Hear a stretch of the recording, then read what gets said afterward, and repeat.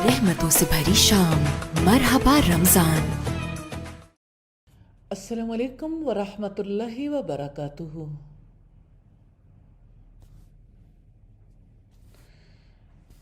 नहमदुहू व नुसल्ली अला रसूलिहिल करीम।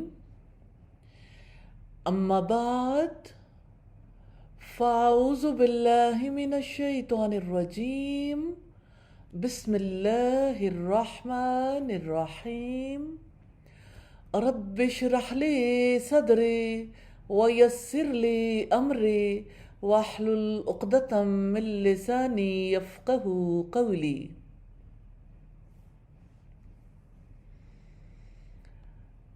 सूरा अल-अहज़ाब की आयत नंबर 60 है। इरशाद है जहानों के बादशाह का, लइल्लम यंतहिल मुनाफिकूना वल्लज़ीना फ़ी क़ुलूबिहिम मरदुम वल्मुरजिफूना फ़िल मदीनति लनुग़रियन्नक बिहिम सुम्मा ला युजाविरूनक फ़ीहा इल्ला क़लीला। यकीनन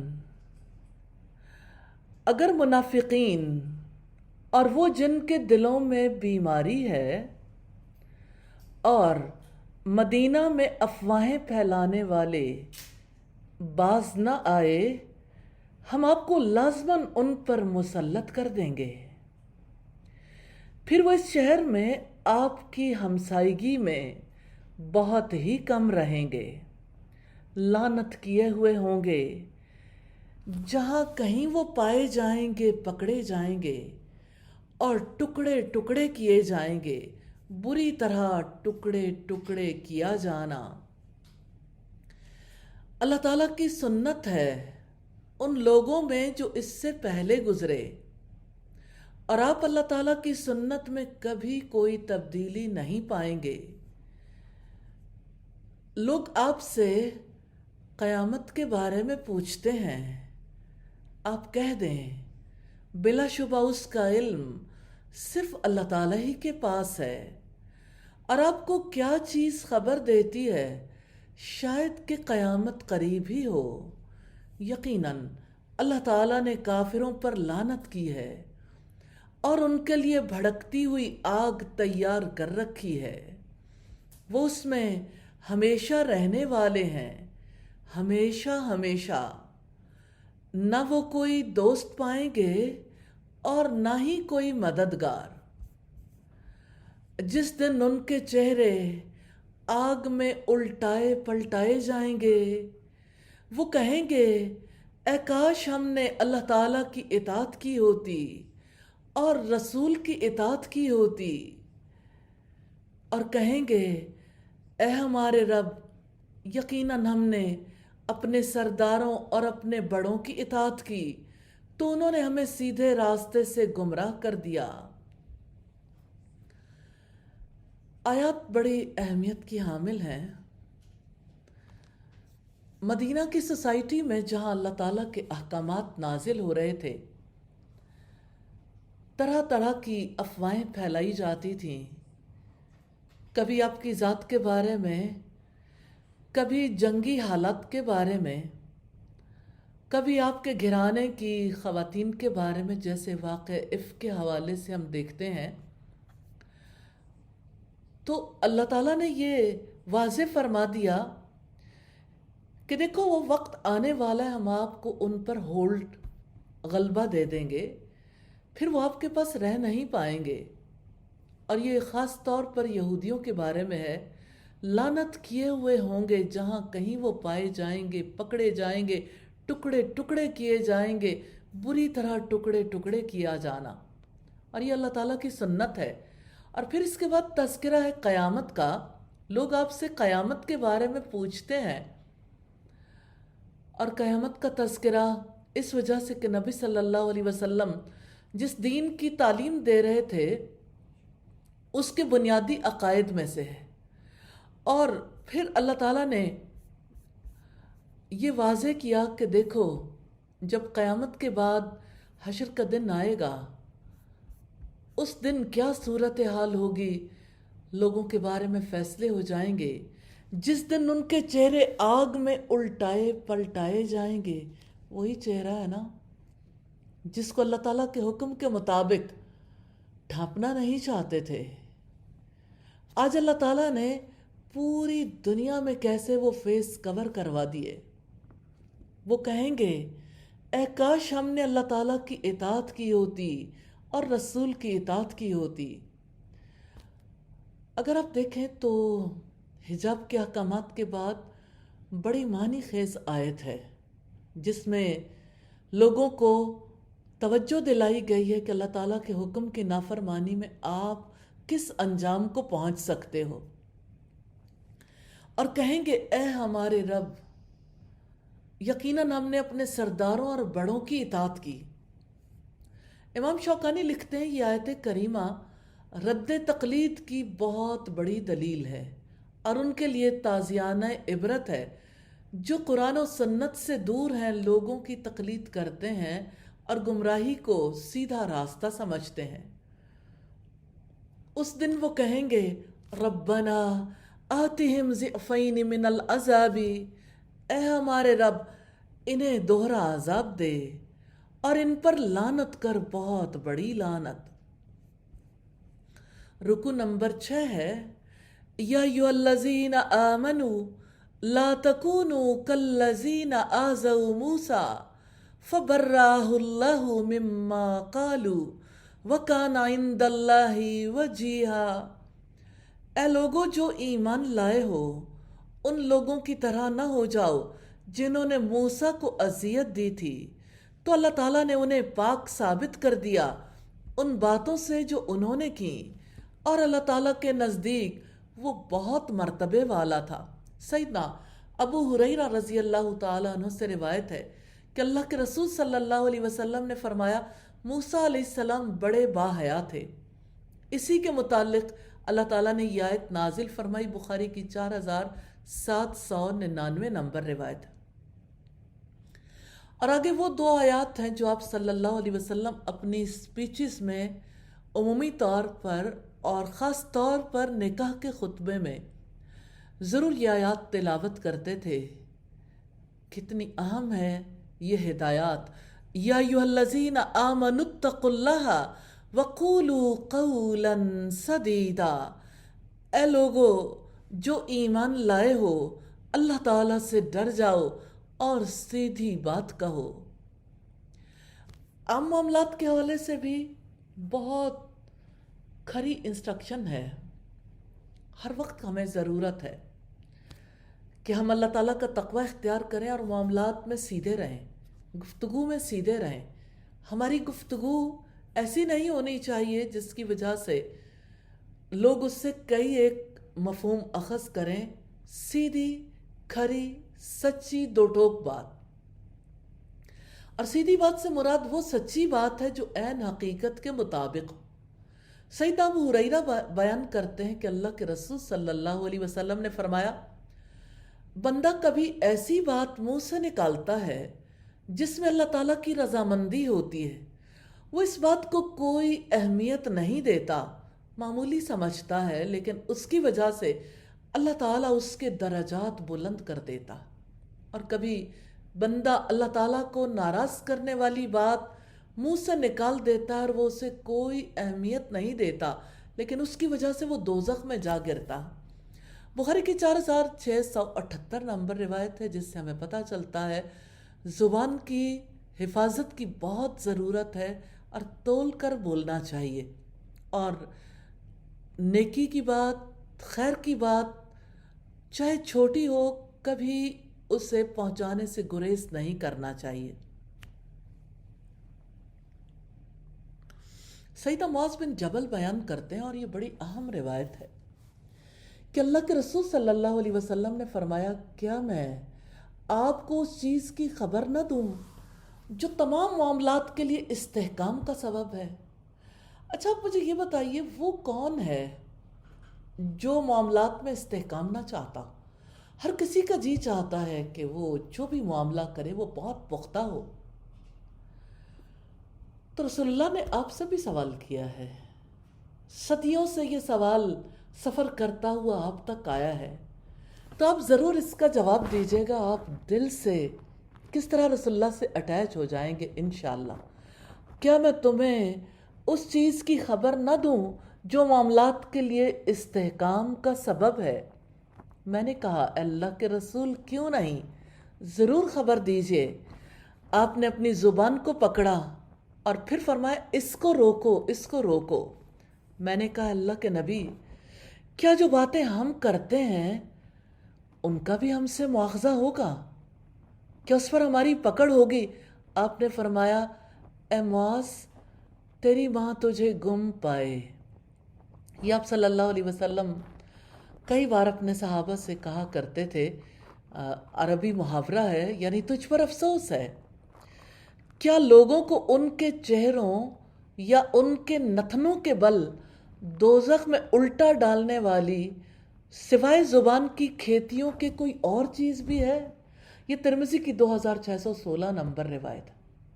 آج آپ ارادہ کر لیں، آج دوسرا عشرہ تکمیل کو پہنچ رہا ہے، اور آج کی رات پہلی طاق رات ہے، اور بہت سی جگہوں پر جہاں اس وقت رات کا آخری پہر ہے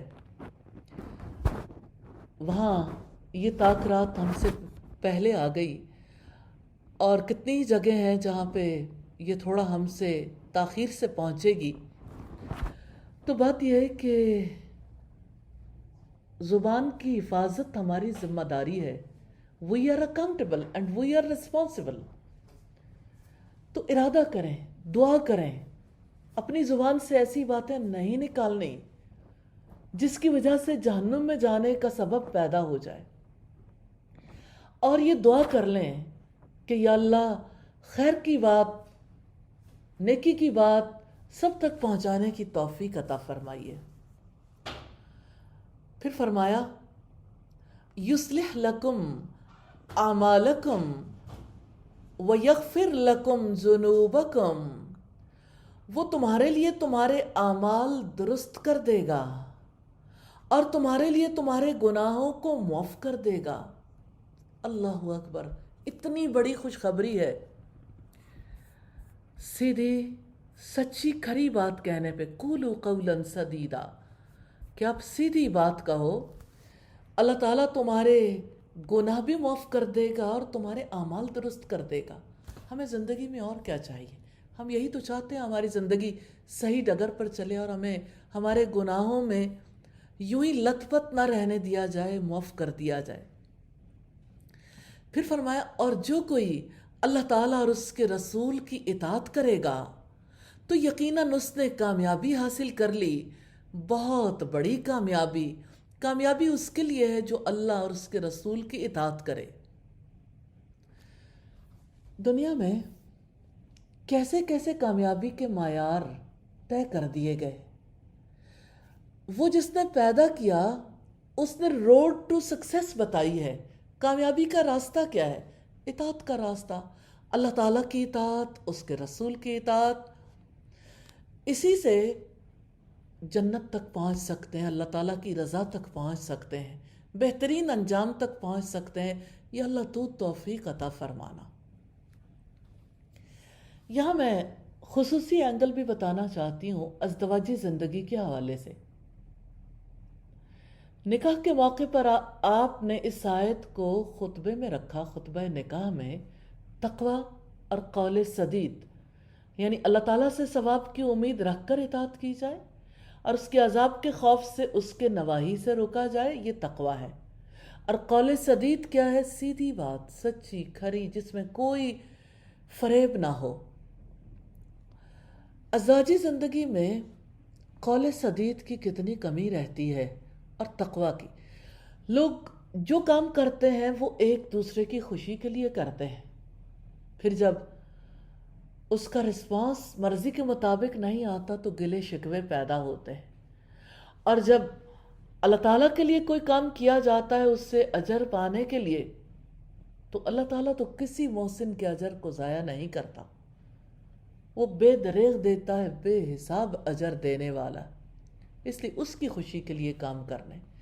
تقوی اور قول سدید، اسی کی اسی کے اوپر اپنے زندگی کی بنیاد رکھیں، اپنے معاملات کی بنیاد رکھیں، کیونکہ رسول اللہ صلی اللہ علیہ وسلم نے فرمایا کہ کیا میں تمہیں ایسی چیز کی خبر نہ دوں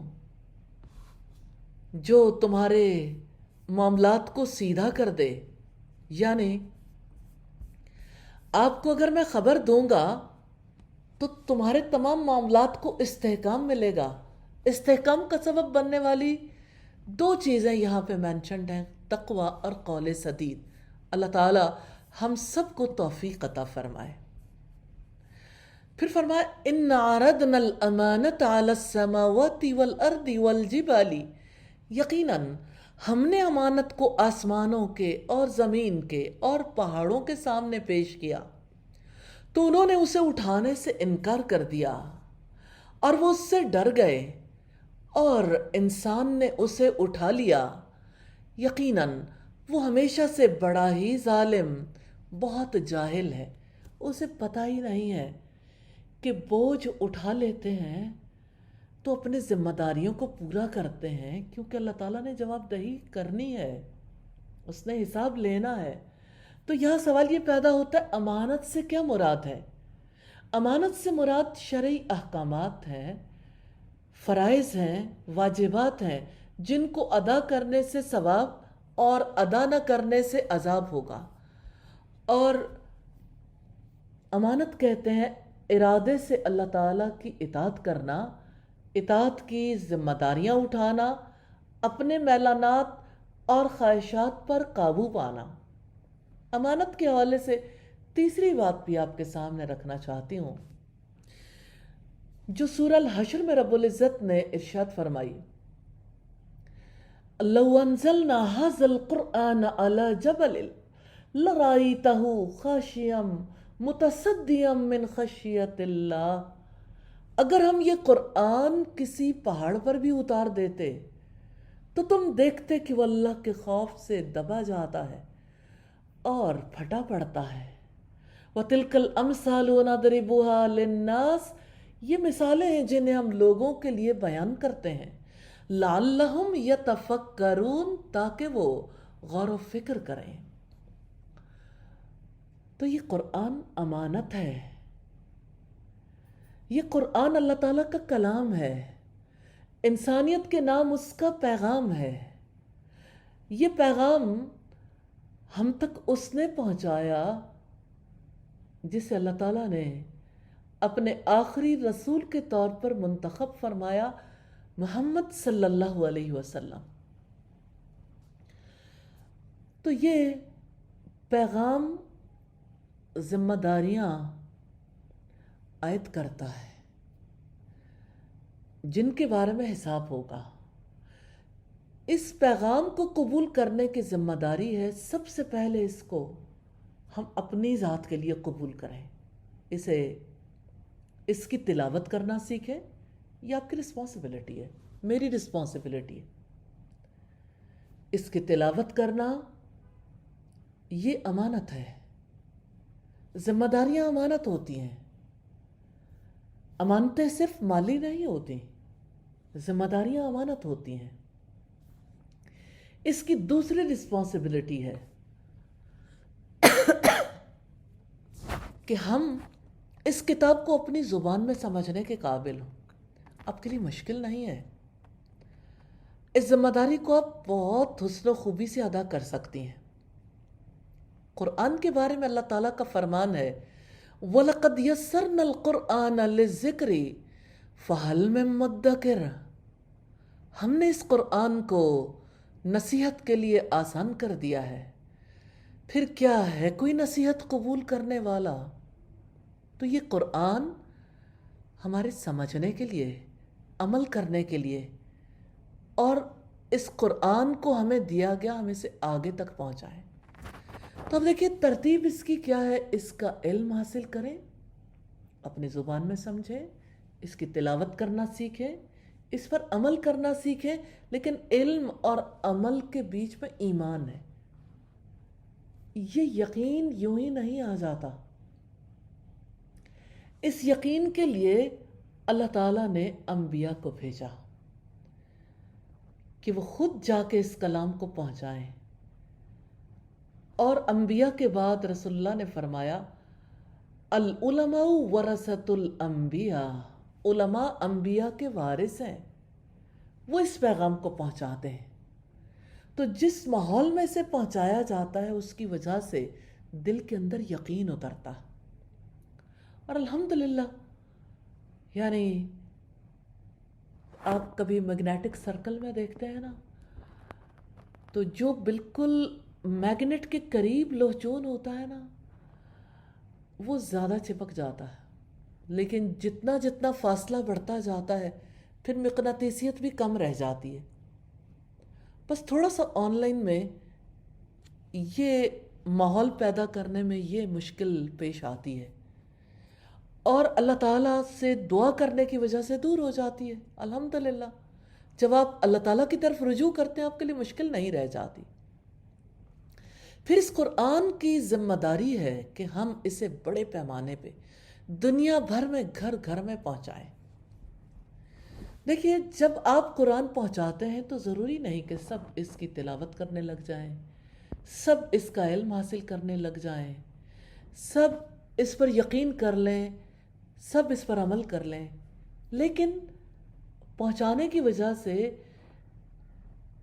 ایک احساس ضرور پیدا ہوتا ہے، ایک لنک ضرور جڑ جاتا ہے۔ تو قرآن پہنچائیے ان تمام لوگوں تک جو مسلمان ہیں یا جو نان بلیورز ہیں، انسان ہیں نا، اللہ کے بندے ہیں، ڈیفرنٹ لینگویجز میں، اپنی زبان میں۔ اور آپ دیکھیں کہ دنیا میں کتنے ویلفیئر کے کام ہو رہے ہیں، الحمدللہ رب العالمین۔ انسانوں کی بھوک مٹانا، ان کو لباس پہنانا، ان کی چھت کا انتظام کرنا، ان کی دوا کا انتظام کرنا، انہیں تعلیم دینا، سب کام امپورٹنٹ ہے۔ لیکن انسانوں کے پاس ایک چیز بھی نہیں نکلے گی جب وہ قبر میں جائیں گے۔ ریلی ان کے ساتھ رحمت کا معاملہ کیجئے، ان تک یہ کلام پہنچائیے، کیونکہ اس کو پہنچائیں گے نا تو یہ قبر کی وحشتوں میں ساتھی بنے گا، اور اس کو پہنچائیں گے تو اللہ کے رسول نے فرمایا القرآن حجت لک او علیک، یہ قرآن یا تو تمہارے حق میں حجت ہے یا تمہارے خلاف۔ تو یہ قرآن ہے جس کے بارے میں اقبال کہتا ہے وہ زمانے میں معزز تھے مسلمہ ہو کر، اور تم خار ہوئے تارے کے قرآن ہو کر۔ تم نے قرآن کو چھوڑا تو زمانے میں عزت بھی نہ رہی۔ اللہ کے رسول صلی اللہ علیہ وسلم نے فرمایا، یہ سیدنا عمر سے روایت ہے، بے شک اللہ تعالیٰ اس قرآن کے توسط سے بہت سے لوگوں کو سر بلند کر دیتا ہے اور بہت سے لوگوں کو پست کر دیتا ہے۔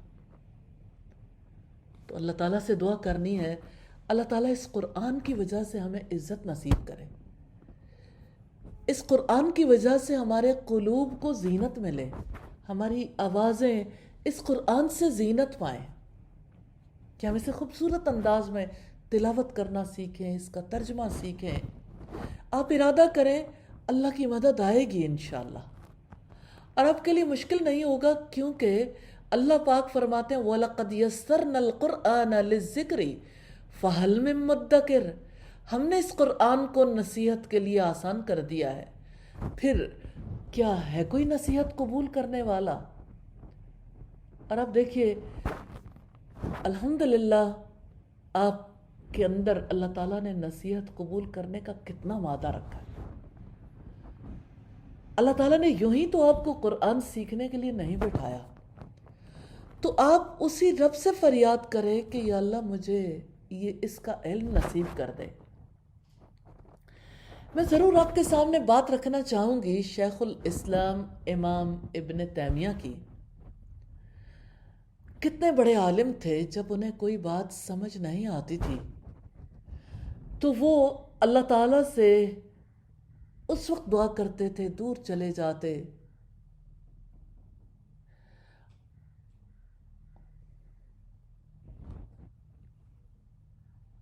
تو جب وہ دور جاتے کسی کچی مسجد کے صحن میں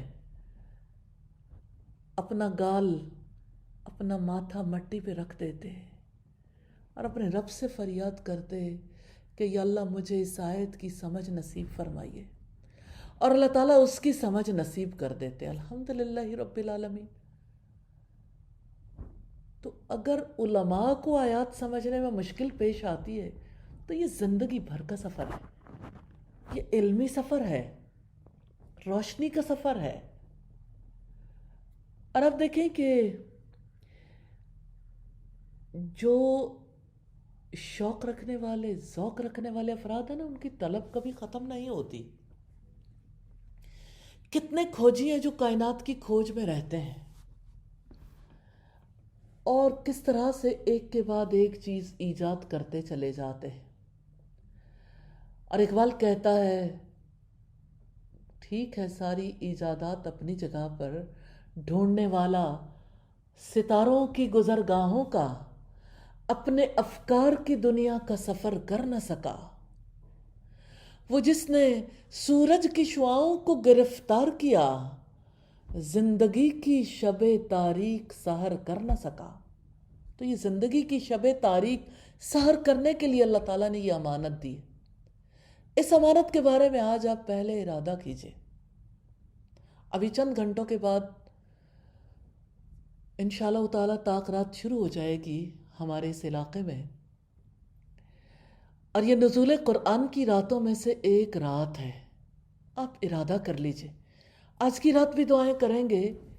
ہم نے اس سے زندگی کی شب تاریک کو سحر کرنا ہے. ہم نے دنیا کے اندھیروں میں انشاءاللہ اس روشنی کو پہنچانا ہے. اور وہ جیسے کسی نے کہا اور بہت ہی خوب کہا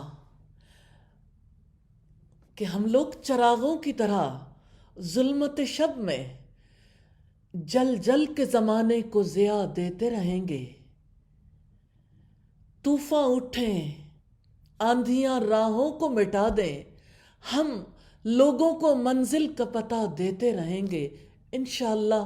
یا اللہ ہماری مدد فرمائیے. تو آپ نے قرآن پہنچانے کے, قرآن سکھانے کے مشن میں ہمارا ساتھ دینا ہے. اور یہ ہمارا ساتھ نہیں ہے, ہو سکتا ہے کہ ہم آپ کا ساتھ دے رہے ہوں. ہم نہیں جانتے کس کے اندر کتنا پوٹینشل ہے, کون آگے بڑھ کے اس کام کو لے کے چل سکتا ہے. ہاں یہ ضرور کہنا چاہتی ہوں وَفِي ذَلِكَ فَلْيَتَنَافَسِ الْمُتَنَافِسُونَ. اسی طرح سے سبقت لے جانے والوں کو ایک دوسرے پر سبقت لے جانی چاہیے. یا اللہ ہم سب کو توفیق عطا کر دے. آیت نمبر 73 ہے جو سورہ الاحزاب کی آخری آیت ہے. لِيُعَذِّبَ اللَّهُ الْمُنَافِقِينَ وَالْمُنَافِقَاتِ, تاکہ اللہ تعالیٰ منافق مردوں اور منافق عورتوں اور مشرک مردوں اور مشرک عورتوں کو عذاب دے, اور مومن مردوں اور مومن عورتوں کی توبہ اللہ تعالیٰ قبول فرمائے. اور اللہ تعالیٰ ہمیشہ سے بے حد بخشنے والا, نہایت رحم والا ہے. آیت بتاتی ہے کہ اللہ تعالیٰ توبہ قبول کرنے والا ہے, اس لیے اس سے توبہ کرنی ہے. اپنی غلطیوں پر, امانت کی ادائیگی میں ہم سے جو کوتاہیاں ہوئیں, ہم نے اس کا حق ادا نہیں کیا, ناسمجھی میں, غلط فہمی میں, تو اللہ تعالیٰ کہتے ہیں کہ دیکھیں انسان نے ذمہ داری کو اٹھایا تھا, وہ جاہل بھی ہے, ظالم بھی ہے, عدل نہیں کرتا, ذمہ داریاں پوری نہیں کرتا. اور اللہ تعالیٰ نے یہ امانت اس لیے دی ہے تاکہ سب لوگوں تک اس کا علم عام ہو جائے. پھر جو لوگ نفاق میں مبتلا ہوں, شرک میں مبتلا ہوں, اللہ تعالیٰ ان کو سزا دے, اور مومنوں کی توبہ اللہ تعالیٰ قبول کر لے. اور اللہ تعالیٰ ہمیشہ سے بے حد بخشنے والا, نہایت رحم والا ہے.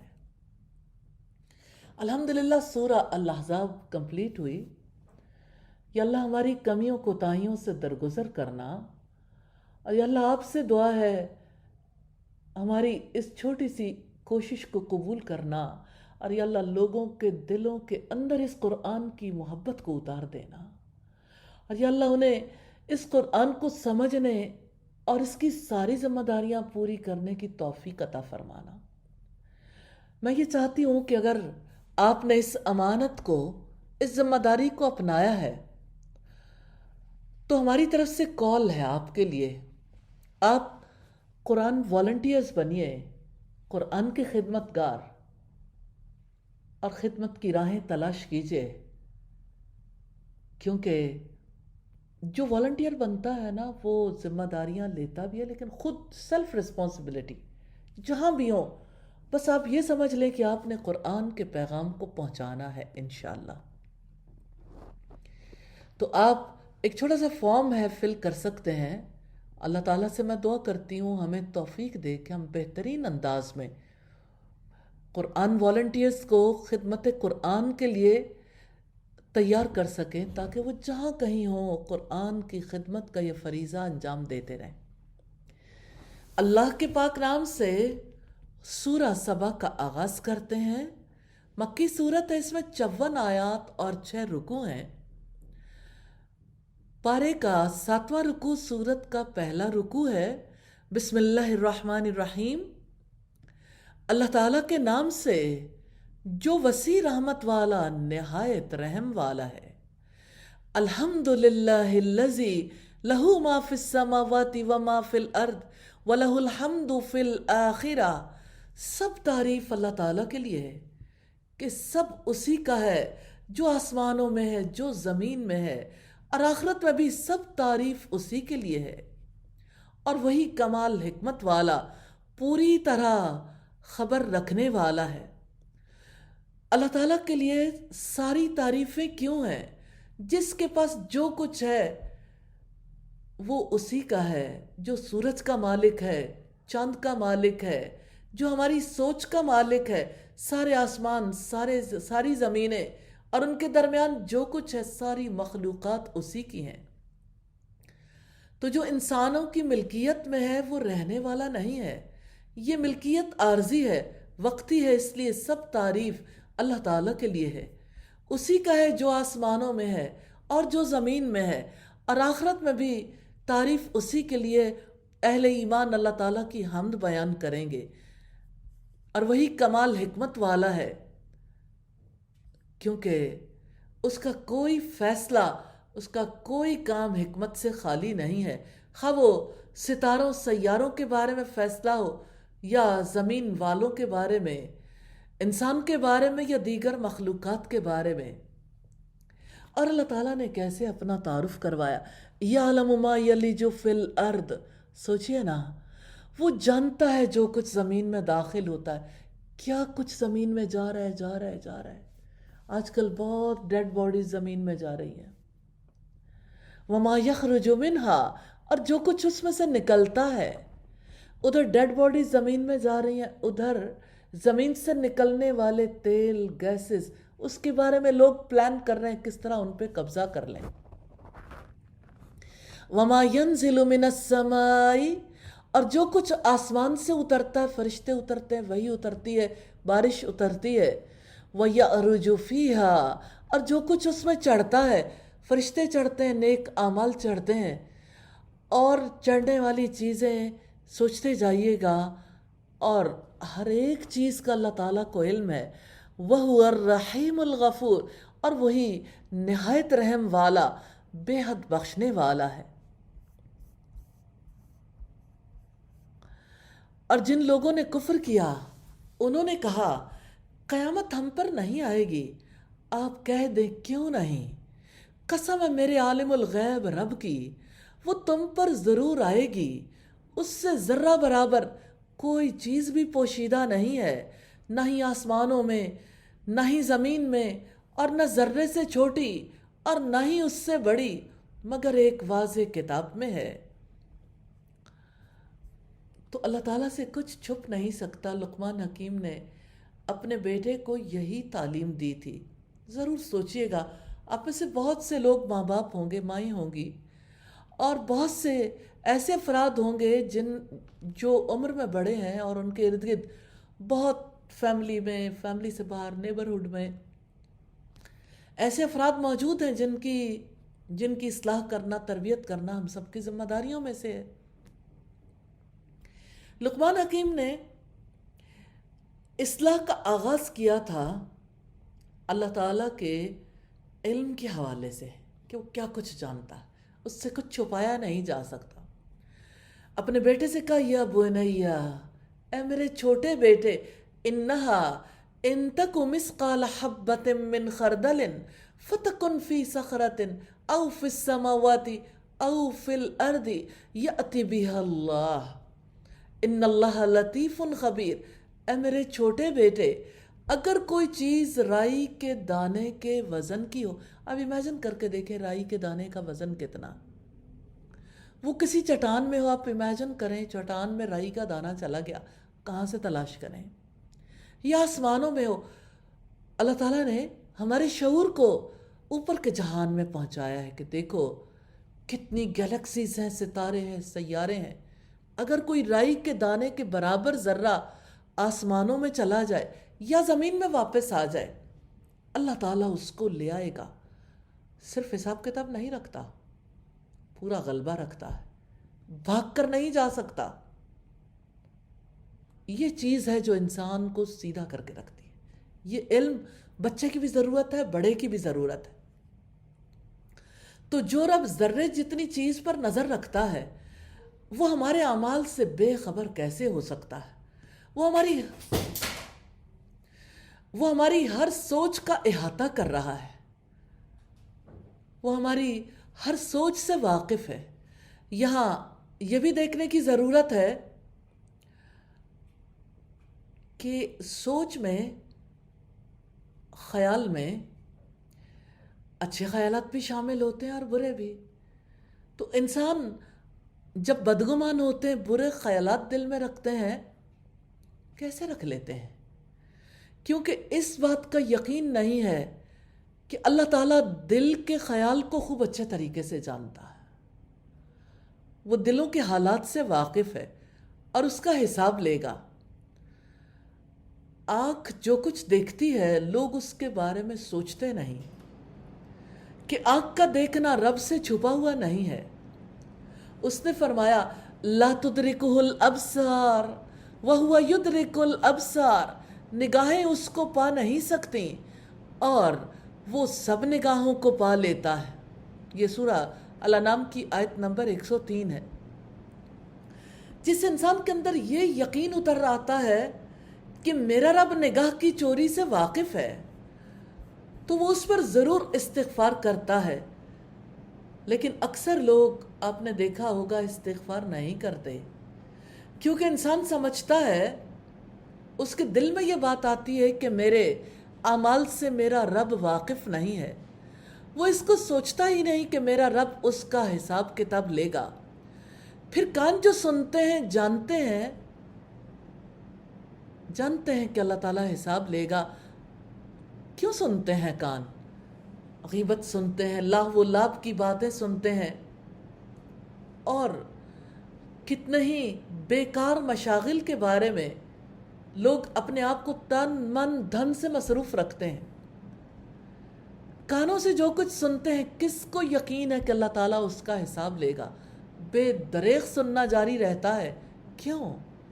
یقین کی کمی ہے، ایمان کی کمی ہے۔ تو آنکھیں، زبان، دل، سب کچھ اس یقین کے بغیر کہ اللہ تعالیٰ جانتا ہے، اللہ تعالیٰ کے نوٹس میں ہے، وہ حساب کتاب لے گا، اس یقین کے بغیر سب آگ کا سودا کرتے چلے جا رہے ہیں۔ اس یقین کے ساتھ اعمال میں تبدیلی آتی ہے کہ اللہ تعالیٰ سے کچھ چھپا ہوا نہیں، کچھ چھپایا نہیں جا سکتا۔ جو اس کے علم میں ہے اس کا حساب کتاب لے گا۔ ایک بری نظر، ایک برا خیال، ایک بری بات جو کانوں نے سنی یا زبان نے کہی، رب کو کیا جواب دیں گے؟ انسان کے اندر تبدیلی اس یقین کے ساتھ آتی ہے کہ اللہ تعالیٰ مجھے دیکھ رہا ہے، وہ میرے عمل سے باخبر ہے۔ اللہ تعالیٰ ہمارے ہر عمل کو دیکھتا ہے، ہر چیز جو اس کے علم میں ہے اس نے اس کا حساب کتاب ضرور لینا۔ اس یقین کی وجہ سے انسان کے دل میں خوف آتا ہے۔ پھر انسان اپنے آپ کو حشر کے میدان میں حاضر کر کے دیکھے کہ میں اپنے رب کے سامنے ہوں، مجھے پوچھا جا رہا ہے ایسا کیوں کیا؟ اس تصور کے ساتھ انسان کے دل کی دنیا بدل جاتی ہے۔ رب العزت نے فرمایا وَلِمَنْ خَافَ مَقَامَ رَبِّهِ جَنَّتان، جو اپنے رب کے آگے کھڑے ہونے سے ڈر گیا اس کے لیے 2 باغ ہیں۔ یہ سورہ الرحمن کی آیت نمبر 46 ہے۔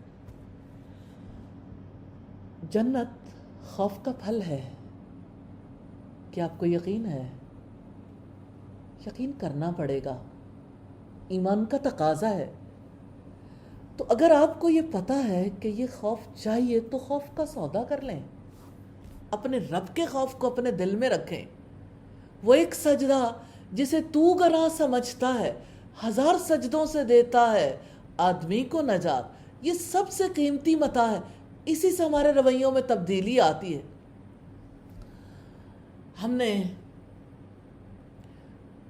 آپ نے سنا ہوگا ایک ایسے شخص کے حال کو جس کے بارے میں اللہ کے رسول صلی اللہ علیہ وسلم نے فرمایا کہ اس نے اپنی موت کے وقت اپنے بچوں سے کہا، موت سے پہلے ہی نصیحت کر دی تھی کہ جب میں مر جاؤں تو میری میت کو جلا دینا اور اسے کسی آندھی والے دن ہوا میں اڑا دینا۔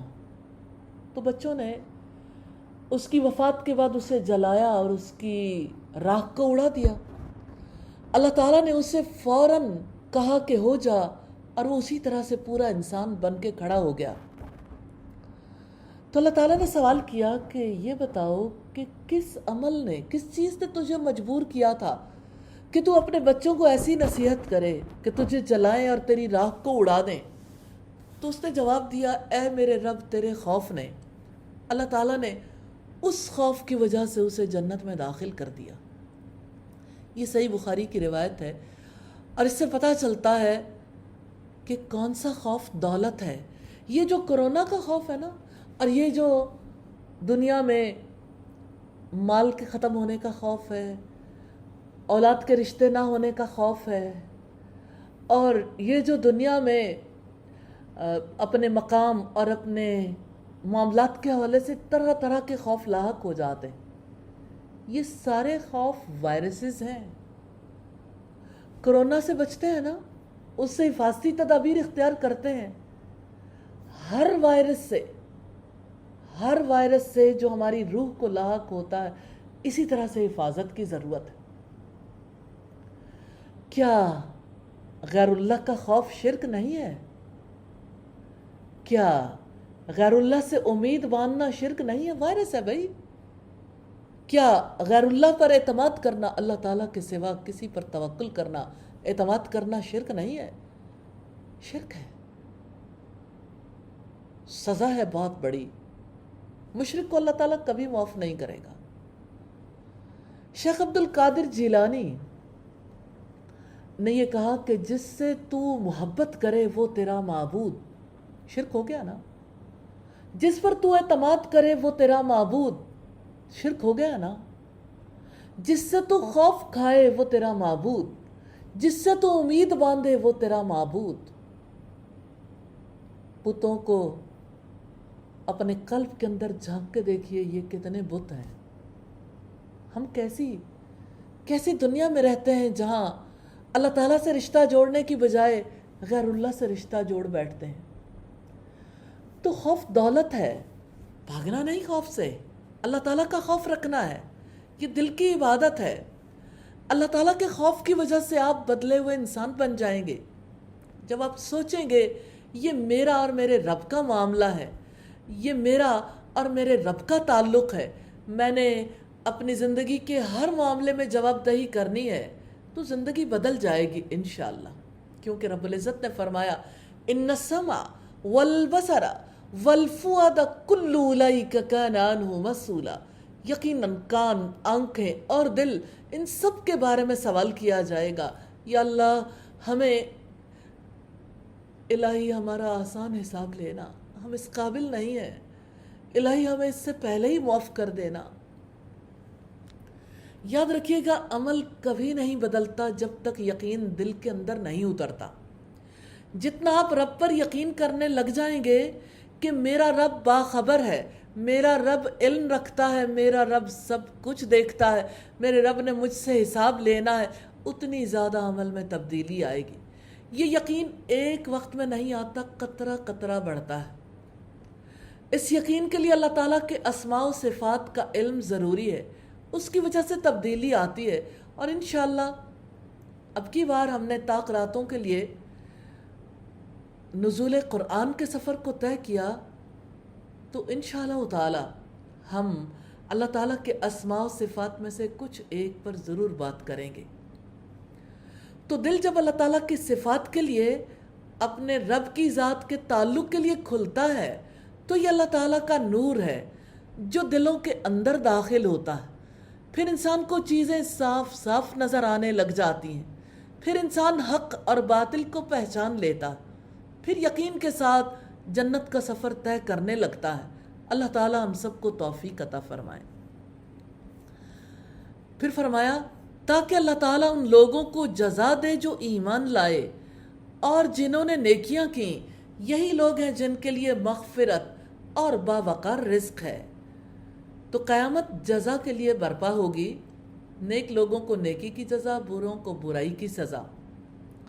تو یہی لوگ ہیں جن کے لیے مغفرت ہے، یعنی گناہوں کی معافی، اور عزت کا رزق، یعنی جس میں مشقت نہیں ہوگی۔ اور جن لوگوں نے ہماری آیات میں کوشش کی اس حال میں کہ نیچا دکھانے والے ہیں، یہی لوگ ہیں جن کے لیے بدترین قسم کا دردناک عذاب ہے۔ آیات کو نیچا دکھانے کی کوشش کی، یعنی اللہ کے کلام کے مقابلے میں دوسرے کلام کو افضل قرار دینے کی کوشش کی۔ اللہ کا کلام حق ہے، اس کلام کو نیچا دکھانے کا مطلب جانتے ہیں کیا ہے؟ کہ کوئی حق کی آواز دبانا چاہتا ہے، حق کے مقابلے میں باطل کو قائم کرنا چاہتا ہے۔ اللہ تعالیٰ کا حکم موجود ہے، پھر بھی اگر دل کی مرضی کچھ اور ہے اور انسان اس کو ترجیح دیتا ہے، تو یہ اللہ تعالیٰ کے کلام کے مقابلے میں اپنے کلام کو اہمیت دینا ہے۔ اور میں ضرور یہ کہنا چاہتی ہوں کہ سم ٹائمز ایسا ہوتا ہے کہ لوگ اللہ تعالیٰ کے کلام کی تلاوت کرتے ہیں، ترجمہ بھی پڑھتے ہیں، تفسیر بھی پڑھتے ہیں، لیکن عمل نہیں کر پاتے، اور وہ چاہتے ہیں کہ اس کلام میں سے ایسی گنجائش نکال لیں کہ ہمیں اپنے دل کی مرضی پوری کرنے کا موقع مل جائے۔ تو مشکل احکامات پہ عمل نہیں کرنا چاہتے، پھر کئی ایک متجددین وجود میں آتے ہیں۔ پھر فرمایا اور جن کو علم دیا گیا وہ دیکھتے ہیں کہ جو آپ کے رب کی جناب سے آپ کی طرف نازل کیا گیا ہے وہ حق ہے، اور وہ اس کے راستے کی طرف رہنمائی کرتا ہے جو سب پر غالب تمام خوبیوں والا ہے۔ علم والوں سے مراد صحابہ کرام ہے، یا اہل کتاب میں سے ایمان والے، یا سب ایمان والے۔ اور جن لوگوں نے کفر کیا، آپ کے پاس کتاب کا علم ہے؟ ضرور سوچئے گا، دعا کرنی ہے اللہ تعالیٰ سے، کیونکہ کتاب کا علم ہی اصل علم ہے، باقی علوم قبر میں ساتھ نہیں دیں گے۔ دنیا کی زندگی کی ضرورت ہے، سیکھیے، لیکن بیلنس تو قائم رکھنا ہے۔ جس کا سب سے بڑا حق ہے اس کو ٹاپ پریورٹی پہ لے آئیے۔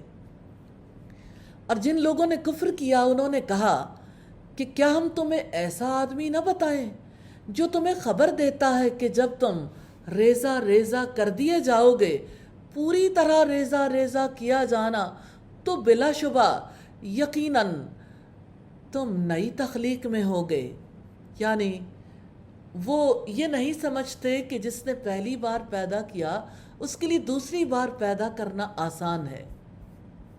وہ کہتے ہیں کیا اس نے اللہ تعالیٰ پر جھوٹ باندھا ہے یا اس کو جنون ہے؟ بلکہ جو آخرت پر یقین نہیں رکھتے وہی عذاب میں اور دور کی گمراہی میں ہے۔ دور کی گمراہی سے مراد حق سے حد درجے کی دوری ہے۔ آخرت کا انکار حق سے، سچائی سے بہت دور لے جاتا ہے۔ تو کیا انہوں نے اپنے آگے اور پیچھے سے آسمان اور زمین کو نہیں دیکھا؟ اگر ہم چاہیں، یہ ہمارے رب نے کہا ہے، اگر ہم چاہیں تو ہم انہیں زمین میں دھسا دیں یا آسمان کے ٹکڑے ان پر گرا دیں، یقیناً اس میں ضرور ہر اس بندے کے لیے ایک نشانی ہے جو رجوع کرنے والا ہے۔ اللہ تعالیٰ نے توجہ دلائی ہے کہ وہ آسمان جو صحیح نظر آتا ہے، کیا آسمان بنانے والا ٹکڑے ٹکڑے کر کے آسمان کو گرا نہیں سکتا؟ اب چھوٹے سے بچے کو دیکھتے ہیں کس طرح سے وہ اپنے لیے گھر بناتے ہیں، بلاکس کے، ریت کے گھروندے بھی بنائے جاتے ہیں، پھر جب سب کچھ بنا لیتے ہیں پھر خود ہی توڑ دیتے ہیں۔ ایک چھوٹے سے بچے کے پاس اتنا اختیار ہے، حالانکہ اس میں سے کوئی چیز اس نے خود نہیں بنائی، میٹیریل اس کا نہیں ہے، وہ صرف اسمبل کرتا ہے۔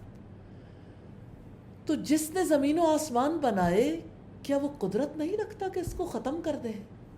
تو اللہ تعالیٰ نے اپنے غلبے اور قدرت کی طرف توجہ دلائی ہے کہ میں غالب ہوں، چاہوں تو تمہیں زمین میں دھسا دوں۔ لیکن اصل بات یہ ہے کہ لوگوں کو اس بات کا یقین نہیں آتا کہ اللہ تعالیٰ ہمارے اوپر یہ عذاب لے کے آ سکتا ہے، یا تم پر آسمان کو ٹکڑے کر کے گرا دوں۔ یقیناً اس میں ایک نشانی ہے ہر اس بندے کے لیے جو رجوع کرنے والا ہے، عبد منیب کے لیے۔ عبد منیب ایسے بندے کو کہتے ہیں جو ہر حال میں اللہ تعالیٰ کی طرف رجوع کرنے والا ہو، خوشی میں بھی، غم میں بھی، سفر میں بھی، قیام میں بھی، اقتدار پا کر بھی، بے اختیار ہو کر بھی، ہر معاملے میں اپنے رب کی طرف رجوع کرنے والا وہی ایسا شخص ہے جو نشانیوں سے سبق حاصل کرتا ہے۔ الہی ہمیں توفیق عطا فرمائیے۔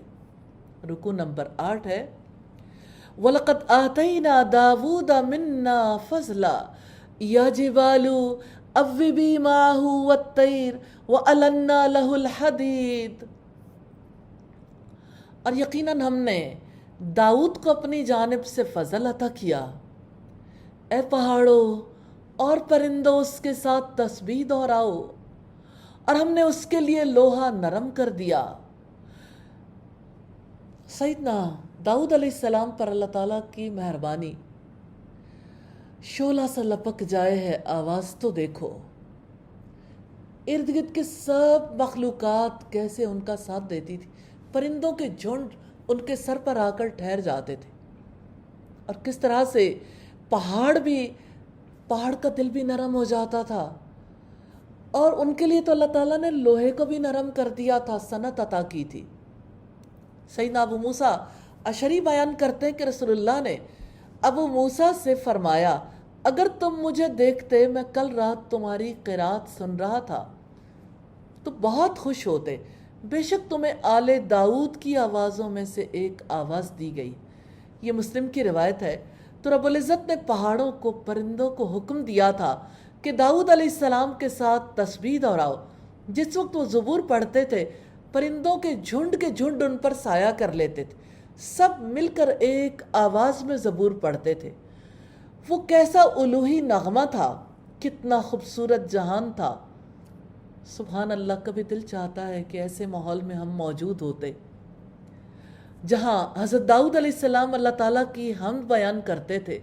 وہ ماحول ویسا تو نہیں، لیکن انشاءاللہ طاق راتوں میں ہم بھی اپنے رب کو اسی طرح یاد کریں گے، کبھی اس کا ذکر، کبھی اس کی تسبیح، کبھی اس کا کلام، کبھی صاحب قرآن کی زندگی، کبھی اس کے اسماء و صفات، اور کبھی اس سے دعائیں۔ انشاءاللہ ایک ایسا ماحول ایکسپیرینس کرنے کی کوشش کریں گے جس کی وجہ سے ہم اپنے رب کو راضی کر سکیں، ہم اپنے رب کا قرب پا سکیں، ہم اپنی جنت کا راستہ کھوج سکیں۔ پھر فرمایا، یہ کہ تم کشادہ زرہیں بناؤ اور کڑیاں جوڑنے میں اندازہ رکھو اور نیک کام کیا کرو۔ سبحان اللہ، ایک طرف کڑیاں جڑ رہی ہیں، دوسری طرف رب کی طرف جانے والی کڑیاں جڑ رہی ہیں، دونوں میں فرق نہیں ہے۔ جدا ہو دین سیاست سے تو رہ جاتی ہے چنگیزی۔ دین اور دنیا میں اصلاً کوئی فرق نہیں، جتنی بھی ایجادات ہیں ان کے پیچھے کتنے انبیاء ہیں جن کو ان کا علم دیا گیا، جنہوں نے باقاعدہ ان صنعتوں کو قائم کیا، الحمدللہ۔ لیکن نیکی کبھی نہیں بھولنی۔ یقیناً جو بھی تم عمل کرتے ہو میں اس کو خوب دیکھنے والا ہوں۔ تو کیا آپ جاننا چاہتے ہیں داؤد علیہ السلام کی نیکیاں کیا تھیں؟ میں ایک حدیث آپ کے سامنے رکھنا چاہتی ہوں۔ صحیح بخاری کی 2072 نمبر روایت ہے۔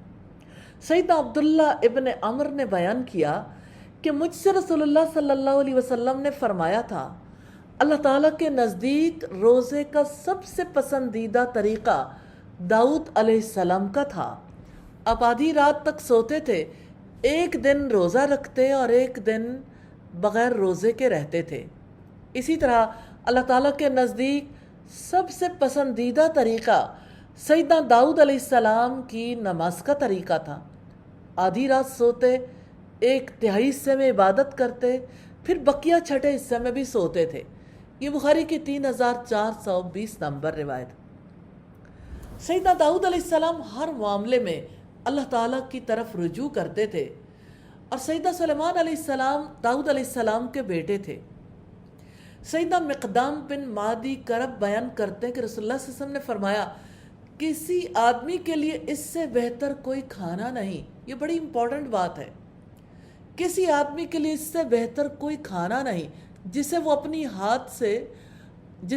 ہاتھ سے محنت کر کے کمائے، اور اللہ تعالیٰ کے نبی داؤد علیہ السلام اپنے ہاتھ کی کمائی سے کھایا کرتے تھے، یعنی وہ زرہ بنانے کا کام کیا کرتے تھے۔ بخاری کی 2072 نمبر روایت۔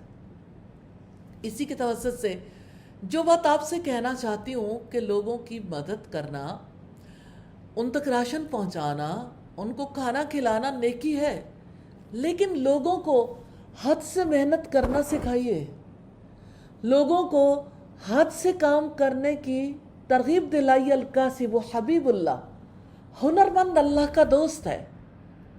لوگوں کے اندر اللہ تعالیٰ کی جانب سے جو اس کے رسول نے سکھایا، الید العلیٰ خیر من الید السفلیٰ، اوپر والا ہاتھ نیچے والے ہاتھ سے بہتر ہے۔ تو لوگوں کے اندر غیرت اجاگر کیجئے کہ نیچے والا ہاتھ نہیں بننا، کما کر کھائیے۔ دیکھیے مسلمان جس وقت گئے مدینہ میں تو نبی صلی اللہ علیہ وسلم کے انصاری ساتھیوں نے اپنی آدھی جائیداد، کسی نے اپنا گھر، کسی نے اپنے جانور، ہر چیز نصف نصف کر لی۔ سیدنا عبد الرحمن بن عوف کے جو ساتھی تھے، یعنی موافقت کا رشتہ جن سے قائم کیا گیا، انہوں نے کہا یہ میری جائیداد ہے، یہ میرا گھر ہے، یہ آدھا آپ کا ہے۔ انہوں نے کہا ان کو آپ اپنے پاس رکھیں، اللہ تعالیٰ آپ کو بہت برکت دے، ہم تو کام کرنے والے لوگ ہیں، ہمیں منڈی کا راستہ بتا دیں۔ تو انہوں نے انہیں بتا دیا کہ یہاں کاروبار ہوتا ہے۔ پھر کیا تھا، سیدنا عبد الرحمن کہتے ہیں اللہ کی قسم مٹی کو بھی ہاتھ لگاتا ہوں تو سونا ہو جاتی ہے۔ پھر اللہ تعالیٰ کی مدد آتی ہے۔ اور انسانوں کو ضرور یہ غیرت سکھانی چاہیے کہ وہ مانگ کر نہیں، ہاتھ پھیلا کر نہیں، کام کر کے کھانا سیکھیں، کہ اللہ کے نبی بھی کس طرح سے محنت کر کے کھایا کرتے تھے۔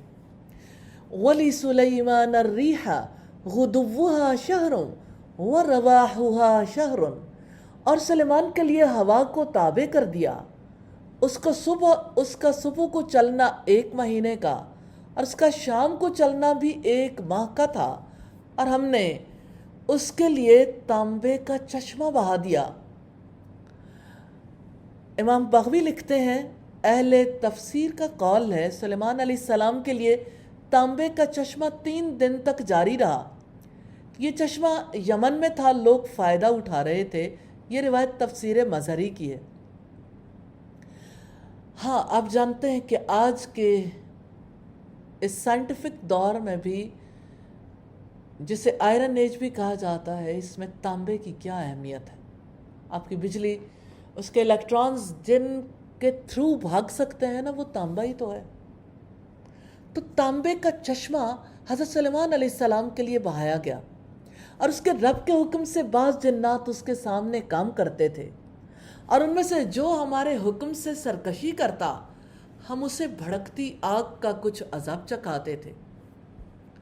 وہ اس کے لیے تیار کر دیتے تھے جو وہ چاہتا، عالیشان عمارتیں اور مجسمے اور حوض نما لگن اور ایک جگہ جمی ہوئی دیگیں۔ اے آل داؤد، شکر کے لیے عمل کرو، اور میرے بندوں میں سے بہت تھوڑے شکر گزار ہیں۔ اللہ تعالیٰ نے فرمایا ہے، توجہ دلائی ہے، بہت کم بندے ہیں جو زبان سے اور اعضاء سے میرا شکر ادا کرتے ہیں۔ مغیرہ بن شعبہ نے بیان کیا کہ نبی صلی اللہ علیہ وسلم इतनी देर तक खड़े होकर नमाज पढ़ते कि आपके कदम या पिंडलियों पर वरम आ जाता। जब आपसे उसके मुतालिक कुछ अर्ज़ किया जाता तो फरमाते, अफला कून अब्दन शकूरा, क्या मैं अल्लाह का शुक्रगुजार बंदा ना बन जाऊं। ये बुखारी की 1130 नंबर रिवायत। फिर जब हमने उस पर मौत का फैसला किया तो किसी चीज़ ने उनको उसकी मौत का पता नहीं दिया मगर ज़मीन के कीड़े दीमक ने जो उसके असा को खा रहा था। फिर जब सुलेमान गिर पड़ा तो जिन्नों को मालूम हो गया कि अगर वो गैब को जानते होते तो जलील करने वाले अजाब में मुब्तला न रहते। बिलाशुबा यकीनन सबा के लिए उनके अपने मस्कन में निशानी मौजूद थी। सबा एक कौम थी, यमन से इसका ताल्लुक था। दाएं और बाएं दो बाग थे, नहीं हर तरफ बागात थे। अपने रब के रिस्क में से खाओ और उसका शुक्र अदा करो। पाकीज़ा शहर है और रब है बेहद बख्शने वाला। यानी जो मिला है खाओ और शुक्र अदा करो। इससे पता चलता है इंसान से शुक्र मतलूब है। फिर भी वो मुंह मोड़ गए, चुनांचे हमने उन पर बंद का सैलाब भेज दिया और उनके 2 बागों के बदले हमने उन्हें ऐसे 2 बाग दिए जो बदमज़ा फलों और झाव के दरख्तों और थोड़ी सी बेरियों वाले थे। ये हमने उन्हें उसका बदला दिया जो उन्होंने नाशुक्री की थी, और ये बदला हम नहीं देते मगर जो बहुत नाशुक्रा हो। और हमने उनके और उनकी बस्तियों के दरमियान जिनको हमने बरकत अता की थी नज़र आने वाली बस्तियां बना दी थीं, और हमने उनमें चलने का अंदाज़ा मुकर्रर कर दिया था। उनमें रात दिन अमन के साथ चलते फिरते रहो। तो उन्होंने कहा, ए हमारे रब, हमारे सफ़रों के दरमियान दूरी पैदा कर दे। और उन्होंने खुद ही अपने ऊपर जुल्म किया तो हमने उन्हें अफसाना बनाकर रख दिया और हमने उन्हें टुकड़े टुकड़े कर दिया। हर तरह से टुकड़े टुकड़े करना, बिलाशुबा इसमें हर बड़े सब्र करने वाले, बहुत शुक्र करने वाले के लिए यकीनन निशानियां हैं। और बिलाशुबा यकीनन इब्लीस ने उन पर अपना गुमान सच कर दिखाया। तो अहले ईमान के एक ग्रोह के सिवा उन सब ने उसका पीछा किया और इब्लीस का उन पर कोई गलबा न था, मगर ताकि हम मालूम कर लें कि उनमें से कौन आखिरत पर ईमान रखता है और कौन उसके बारे में शक में है। और आपका रब हर चीज़ पर पूरी तरह निगरान है। रुकू नंबर 9 है, आप कह दें, पुकारो अल्लाह ताला के सिवा जिनके बारे में तुमने गुमान किया है। वह आसमानों और ज़मीन में ज़र्रा बराबर किसी चीज़ की मिल्कियत नहीं रखते और ना ही उनका उन दोनों में कोई हिस्सा है और ना ही उनमें से कोई उसका मददगार है। और उसके पास कोई शफात काम नहीं आएगी मगर जिसके लिए वो इजाज़त दे। हत्ता कि जब उनके दिलों से घबराहट दूर हो जाती है तो वो कहते हैं कि तुम्हारे रब ने क्या फरमाया। वो कहेंगे हक, और वो सबसे बुलंद बहुत बड़ा है। उसके पास कोई शफात काम नहीं आएगी मगर जिसके लिए वो इजाज़त दे। इरशाद फरमाया, वो जानता है जो उनके सामने है और जो उनके पीछे है, और वो सिफारिश नहीं करते मगर उसके लिए जिसे अल्लाह ताला पसंद करे, और वो उसके खौफ से डरने वाले हैं। ये सूरह अल-अंबिया की आयत नंबर 28 है। आप कह दें कि तुम्हें आसमानों और ज़मीन से रिज़्क कौन देता है। आप कह दें कि अल्लाह ताला, और बेशक हम या तुम में से एक ज़रूर हिदायत पर हैं या खुली गुमराही में हैं। आप कह दें कि जो जुर्म हमने किया उनके बारे में तुमसे नहीं पूछा जाएगा, और जो काम तुम करते हो उसके बारे में हमसे पूछा नहीं जाएगा। आप कह दें कि हमारा रब हमें जमा करेगा, फिर हमारे दरमियान बरहक फैसला करेगा, और वही खूब फैसला करने वाला है, सब कुछ जानने वाला है। कहना कितना ज़रूरी है। जब इंसान कहता नहीं तो यकीन भी दिल के अंदर नहीं उतरता। जब आप पुकारते हैं या आप दूसरों को दावत देते हैं तो दूसरों की जानिब आपकी तवज्जो बढ़ जाती है और आपका दिल उस पर और ज़्यादा यकीन करने के काबिल हो जाता है। आप कह दें کہ مجھے دکھاؤ جنہیں تم نے اس کے ساتھ شریک بنا کر اس کے ساتھ میں لایا ہے۔ ہرگز نہیں، بلکہ وہ اللہ تعالیٰ ہی سب پر غالب کمال حکمت والا ہے۔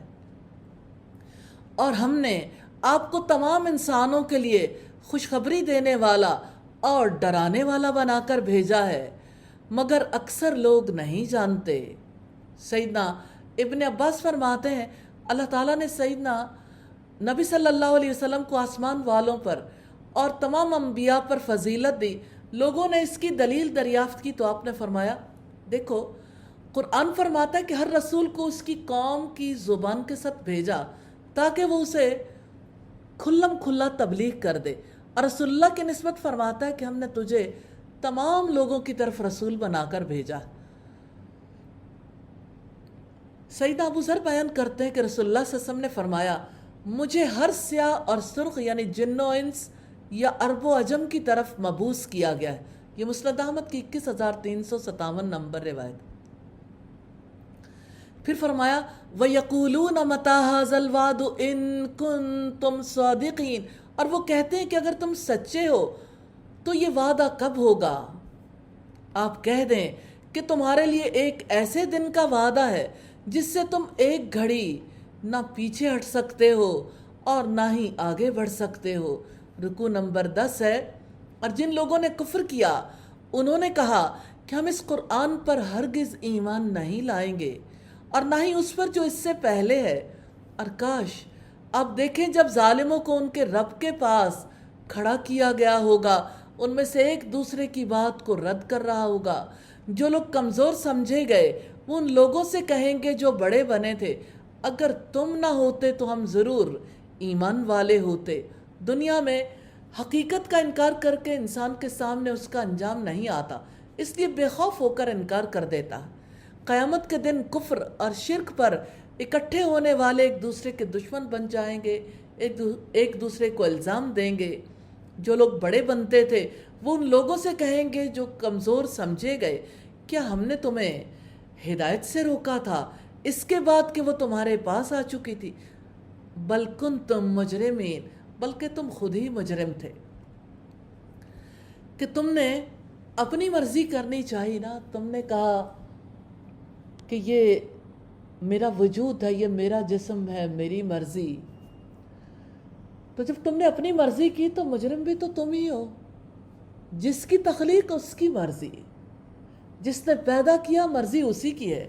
اور وہ لوگ جو کمزور سمجھے گئے ان لوگوں سے کہیں گے جو بڑے بنے تھے بلکہ دن رات کی مکاری تھی جب تم ہمیں حکم دیتے تھے کہ ہم اللہ تعالیٰ سے کفر کریں اور اس کے ساتھ شریک بنائیں، اور وہ ندامت کو چھپائیں گے جب وہ عذاب کو دیکھیں گے۔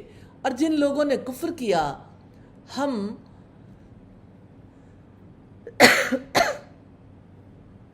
معذرت خواہوں، اور جن لوگوں نے کفر کیا ہم ان کی گردنوں میں توق ڈال دیں گے، انہیں بدلہ نہیں دیا جائے گا مگر وہ جو عمل کیا کرتے تھے۔ عذاب کو دیکھ کر بڑے اور کمزور سب دل میں پشیمان ہوں گے، اپنے کفر پر شرمندہ ہوں گے۔ اور ہم نے کسی بستی میں کوئی خبردار کرنے والا نہیں بھیجا مگر اس کے خوشحال لوگوں نے کہا یقیناً ہم اس کا کفر کرنے والے ہیں جس کے ساتھ تمہیں بھیجا گیا ہے۔ اور انہوں نے کہا ہم مال اور اولاد میں زیادہ ہیں۔ آخر انسان بھی تو کسی وجہ سے پھولتا ہے، اور ہم ہرگز عذاب دیے جانے والے نہیں ہیں۔ پاور جو ہے جب وقت کے بڑے حق کو کمتر سمجھ لیتے ہیں تو کیا آج ایسا نہیں ہے؟ آپ سوچیں جب مولوی کی اصطلاح کسی کے سامنے آتی ہے تو اس کا کیا رسپانس ہوتا ہے؟ کم از کم عزت والی بات دلوں سے بھرپور طریقے سے ختم کرنے کی کوشش کی گئی۔ جو لوگ عزت کے مقام پر ہیں ان کی عزت نہ کرنا، آخر اس کا سبب کیا ہے؟ حق کو کمتر تو بنایا گیا تو عوام بھی پھر بڑے لوگوں کے پیچھے حق کو قبول کرنے سے رک جاتے ہیں۔ قُلْ إِنَّ رَبِّي يَبْسُطُ الرِّزْقَ لِمَن يَشَاءُ وَيَقْدِرُ، آپ کہہ دیں کہ یقیناً میرا رب جس کے لیے چاہتا ہے رزق کشادہ کر دیتا ہے اور وہ تنگ بھی کر دیتا ہے۔ مگر اکثر لوگ نہیں جانتے۔ یعنی رزق تو سب کو ملتا ہے، لیکن اللہ تعالیٰ کے قانون کے مطابق کسی کا وسیع رزق رکھنا اس بات کی دلیل نہیں کہ وہ اللہ تعالیٰ کے زیادہ قریب ہے۔ رکوع نمبر 11 ہے، وَمَا أَمْوَالُكُمْ وَلَا أَوْلَادُكُمْ بِالَّتِي تُقَرِّبُكُمْ عِنْدَنَا زُلْفَىٰ، اور تمہارے مال اور تمہاری اولاد ایسے نہیں ہیں جو تمہیں ہمارے قرب میں نزدیک کر دیں، مگر جو ایمان لایا اور نیک عمل کیے تو یہی لوگ ہیں جن کے عمل کی بنا پر ان کی 2 گنی جزا ہے، اور وہ بلند و بالا عمارتوں میں پرامن ہوں گے۔ اللہ تعالیٰ نے واضح کیا کہ اللہ کی محبت اور قرب کا ذریعہ مال اور اولاد نہیں ہے، بلکہ ایمان اور عمل صالح ہے۔ رسول اللہ نے فرمایا، اللہ تعالیٰ تمہارے مال اور تمہاری شکلیں نہیں دیکھتا، وہ تمہارے دلوں اور اعمال کو دیکھتا ہے۔ صحیح مسلم کی کتاب البر کی روایت ہے۔ پھر فرمایا، اور جو لوگ ہماری آیات کے بارے میں کوشش کر رہے ہیں اس حال میں کہ وہ نیچا دکھانے والے ہیں، وہی لوگ عذاب میں حاضر کیے جانے والے ہیں۔ اہل مکہ سمجھتے تھے کہ ہم مر کر مٹی ہو جاتے ہیں، کوئی ہم سے پوچھنے والا نہیں، اس لیے کہ انہیں قیامت کا ڈر نہیں تھا، اور اپنی زندگی کے اعمال کے بارے میں وہ کسی کے سامنے اپنے آپ کو جواب دہ نہیں سمجھتے تھے۔ آج مسلمانوں کی کیا صورتحال ہے؟ کب اکاؤنٹیبل سمجھتے ہیں خود کو؟ آپ کہہ دیں کہ میرا رب اپنے بندوں میں سے بلا شبہ جس کے لیے چاہتا ہے رزق کشادہ کر دیتا ہے، جس کے لیے چاہتا ہے تنگ کر دیتا ہے، اور جو تم خرچ کرتے ہو بس وہی اس کا بدلہ بھی دیتا ہے، اور وہی بہترین رزق دینے والا ہے۔ رزق کی تنگی اور وسعت اللہ تعالیٰ کے ہاتھ میں ہے، اور اس کی مشیت کے مطابق ہوتی ہے۔ جس کا تعلق اللہ تعالیٰ کی ناراضگی یا رضامندی سے نہیں ہوتا، اللہ تعالیٰ آہستہ آہستہ انسان کو اس کے انجام تک پہنچا دیتا۔ کافر اللہ تعالیٰ کے رزق کا ہی انکار کرتا ہے، اس لیے نافرمانیاں کرتا ہے، اور جو تم خرچ کرتے ہو وہی اس کا بدلہ بھی دیتا ہے۔ جو مال دیتا ہے اپنے دیے ہوئے مال میں سے خرچ کرنے والے کو پورا پورا بدلہ دیتا ہے۔ رسول اللہ نے فرمایا، اللہ تعالیٰ فرماتا ہے تم خرچ کرو، میں تم پر خرچ کروں گا۔ یہ بخاری کی 7496 نمبر روایت۔ وَيَوْمَ يَحْشُرُهُمْ جَمِيعًا، اور جس دن وہ تمام انسانوں کو جمع کرے گا، پھر وہ فرشتوں سے کہے گا، کیا یہ لوگ تمہاری ہی عبادت کرتے تھے؟ یہ بات اللہ تعالیٰ مشرکوں کو ذلیل و رسوا کرنے کے لیے پوچھیں گے۔ قالوا سبحانک انت ولینا من دونہم، وہ کہیں گے پاک ہے تیری ذات، ان کی بجائے آپ ہی ہمارے دوست ہیں، بلکہ وہ تو جنوں کی عبادت کرتے تھے۔ ان کے اکثر انہی پر ایمان لانے والے تھے۔ فرشتے پاکیزگی بیان کر کے اظہار برات کریں گے، کہیں گے یا اللہ تو ہمارا ولی ہے، ہمارا تعلق ان سے نہیں، ہمارا تو آپ سے ہے۔ تو یہاں اللہ تعالیٰ نے یہ جو فرمایا بل کانوا یعبدون الجن، بلکہ وہ جنوں کی عبادت کرتے تھے،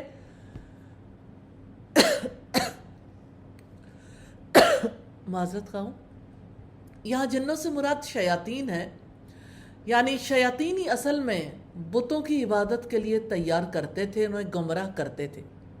چنانچہ آج تم میں سے کوئی نہ ایک دوسرے کے لیے نفع کا اختیار رکھتا ہے اور نہ ہی نقصان کا، اور ہم ان سے کہیں گے جنہوں نے ظلم کیا کہ اس آگ کے عذاب کا مزہ چکھو جس کو تم جھٹلایا کرتے تھے۔ تو آج جھٹلانے کی وجہ سے کل آگ کے عذاب کا مزہ چکھایا جائے گا۔ اللہم اجرنا من النار۔ اور جب ہماری واضح آیات ان پر پڑھی جاتی ہیں تو کہتے ہیں کہ یہ ایک آدمی ہی تو ہے جو ارادہ رکھتا ہے کہ تمہیں ان سے روک دے جن کی تمہارے باپ دادا عبادت کیا کرتے تھے، اور وہ کہتے ہیں کہ یہ محض ایک من گھڑت جھوٹ ہے۔ اور ان لوگوں نے حق کے بارے میں کہا جنہوں نے کفر کیا جب وہ ان کے سامنے آیا کہ یہ محض ایک کھلا جادو ہے،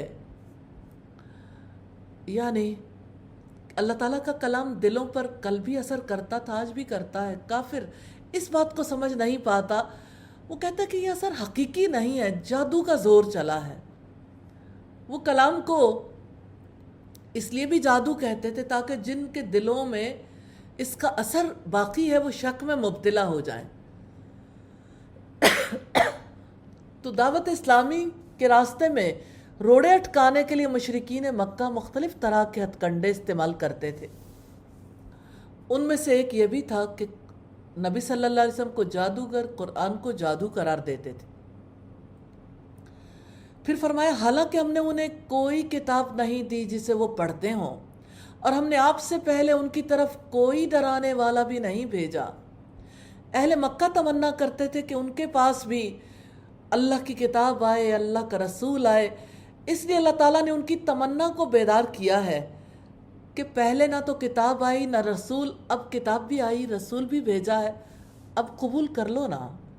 اور ان لوگوں نے جھٹلا دیا جو ان سے پہلے تھے، اور جو ہم نے انہیں دیا یہ ان کے 10ویں حصے کو بھی نہیں پہنچے ہیں، پس انہوں نے میرے رسولوں کو جھٹلا دیا تو کیسا تھا میرا عذاب۔ اہل مکہ کو تنبیہ کی جا رہی ہے کہ جھٹلانے کا راستہ بہت خطرناک ہے۔ رکوع نمبر 12 ہے، آپ کہہ دیں کہ میں تمہیں ایک بات کی نصیحت کرتا ہوں کہ تم اللہ تعالیٰ کے واسطے 2 اور 1 کھڑے ہو جاؤ، پھر غور کرو کیا تمہارے ساتھی کو کوئی جنون ہے؟ وہ تو محض ایک سخت عذاب سے پہلے تمہیں خبردار کرنے والا ہے۔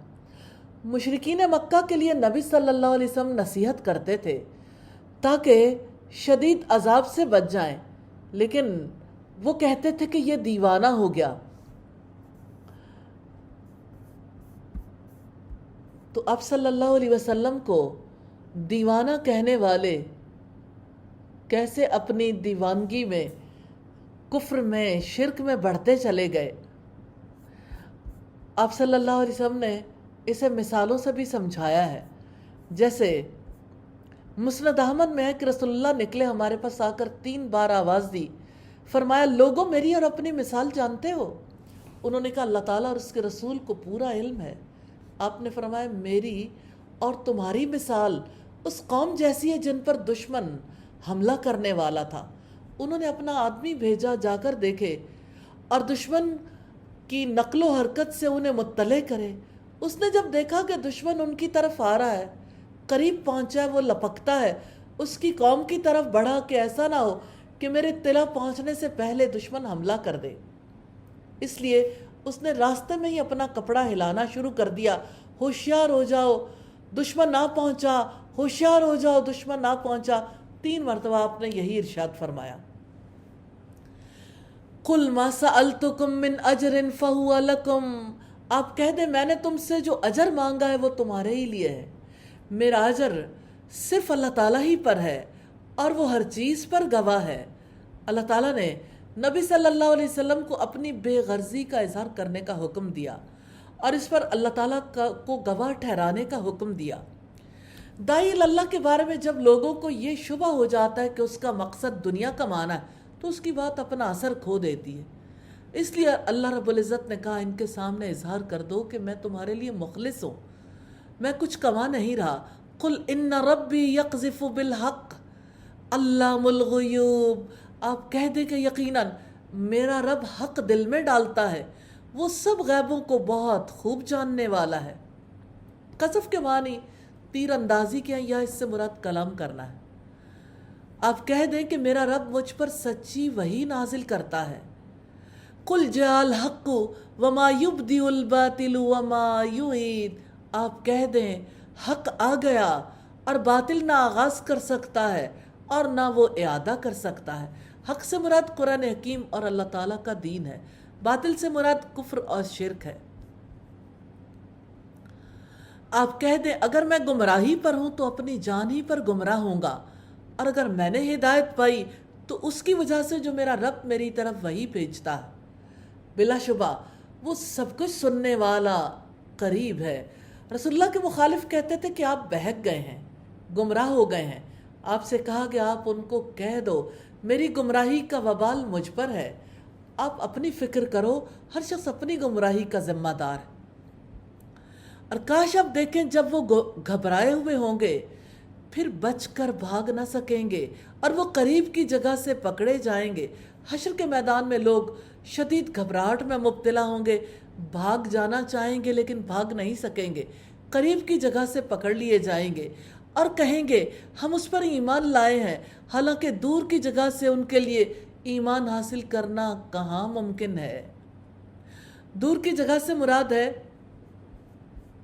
کہ یعنی جب دنیا میں نہیں مانا تو پھر یعنی وَيَقْذِفُونَ بِالْغَيْبِ مِن مَّكَانٍ بَعِيدٍ، اور وہ بن دیکھے دور کی جگہ سے پھینکتے ہیں، اور پھینکنے والے پھینکتے تھے کہ قرآن جادو ہے، محمد صلی اللہ علیہ وسلم جادوگر ہیں، شاعر ہیں، کاہن ہیں، مجنون ہیں۔ تو اللہ تعالیٰ نے واضح کیا ہے کہ وہ بن دیکھے گمان سے باتیں کرتے ہیں، قیامت اور حساب کتاب پر یقین نہیں رکھتے، اور ان کے اور اس چیز کے درمیان رکاوٹ کھڑی کر دی جائے گی جن کی وہ تمنا کر رہے ہوں گے، جیسا کہ اس سے پہلے ان جیسوں کے ساتھ کیا گیا۔ بلا شبہ وہ بے چین کرنے والے شک میں تھے۔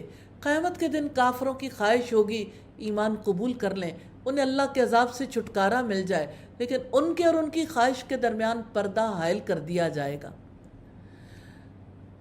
سیدنا قتادہ فرماتے ہیں ریب اور شک سے بچو، شک کی حالت میں جو فوت ہو گیا اسی حالت میں اٹھے گا، اور جو یقین کی حالت میں مرے گا قیامت کے دن وہ یقین ہی پر اٹھے گا۔ یہاں سورہ سبا کمپلیٹ ہوئی۔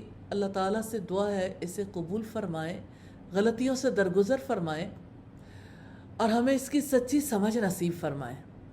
اللہ کے پاک نام سے سورہ فاطر کا آغاز کرتے ہیں۔ مکی سورت ہے، اس میں 45 آیات اور 5 رکوع ہیں۔ سورت کا پہلا رکوع پارے کا 13واں رکوع ہے۔ بسم اللہ الرحمن الرحیم، اللہ تعالیٰ کے نام سے جو وسیع رحمت والا نہایت رحم والا ہے۔ الحمدللہ فاطر السماوات والارض، سب تعریف اللہ تعالیٰ کے لیے ہے جو آسمانوں اور زمین کا پیدا کرنے والا ہے، فرشتوں کو پیغام رساں بنانے والا، جو 2 2 3 3 اور 4 4 پروں والے ہیں۔ وہ تخلیق میں جو چاہتا ہے اضافہ کر دیتا ہے۔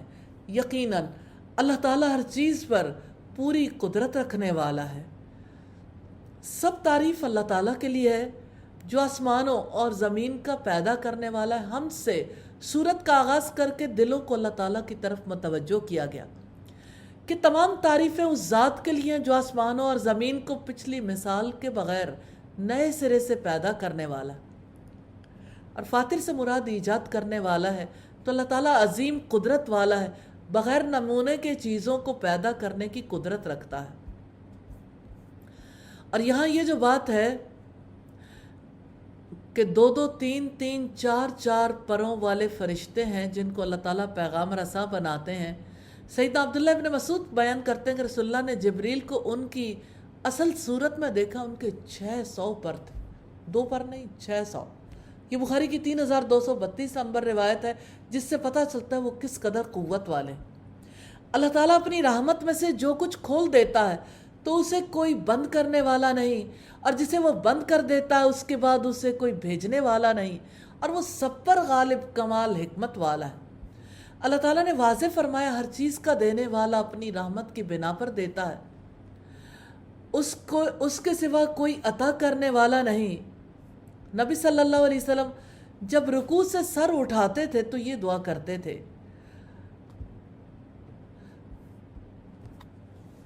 ربنا لک الحمد ملء السماوات وملء الارض، اے اللہ ہمارے پروردگار تیری اتنی تعریف کہ آسمان بھر جائیں، زمین بھر جائے، وملء ما شئت من شیء، اور ان کے بعد ہر چیز بھر جائے جو تو چاہے، بعد اہل الثناء والمجد احق، اے ثنا اور بزرگی والے، ما قال العبد وکلنا لک عبد، جو کچھ تیرا بندہ کہہ رہا ہے وہ بالکل درست ہے اور ہم سب تیرے بندے ہیں۔ اللہم لا مانع لما آتیت، अल्लाह जो कुछ तू अता कर दे उसको कोई रोकने वाला नहीं। वला मुअतिया लिमा मनाता, और जिससे तू रोक दे उसको कोई अता करने वाला नहीं। वला यनफउ ज़ल जद्दि मिनकल जद, और किसी दौलत वाले को उसकी दौलत तेरे यहाँ कोई नफ़ा नहीं पहुँचा सकती। मुस्लिम की 477 नंबर रिवायत है। ऐ लोगों, अपने ऊपर अल्लाह की नेमत को याद करो। क्या अल्लाह ताला के सिवा कोई और खालिक भी है जो तुम्हें आसमान और ज़मीन से रिज़्क देता हो? उसके सिवा कोई माबूद नहीं, तो तुम कहाँ से बहकाए जाते हो? और अगर वो आपको झुटलाते हैं तो बिलाशुबा आपसे पहले भी बहुत रसूल झुटलाए गए और सारे काम अल्लाह ताला ही की तरफ लौटाए जाते हैं। रसूलुल्लाह को तसल्ली दी गई है, पहले भी झुटलाया गया। ऐ लोगों, यकीनन अल्लाह ताला का वादा सच्चा है, यानी क़यामत का वादा। तो दुनिया की ज़िंदगी तुम्हें धोखे में ना डाले, और ना ही वो बड़ा धोखेबाज अल्लाह ताला के मुतालिक तुम्हें धोखे में डाले कि तुम दुनिया की लज्जतों में गुम हो जाओ, आखिरत की नेमतों को नज़रअंदाज कर दो। बड़े धोखेबाज से मुराद इब्लीस है। यकीनन शैतान तुम्हारा दुश्मन है, तो तुम दुश्मन बना लो उसे। यकीनन वो अपने ग्रोह को इसलिए बुलाता है ताकि वो भड़कती हुई आग वालों में से हो जाएं। रब्बुल इज़्ज़त ने वाज़ेह फरमाया कि शैतान तुम्हारा दुश्मन है, उसके हथकंडों से बचो। शैतान को अपना दुश्मन समझकर उससे अदावत करो।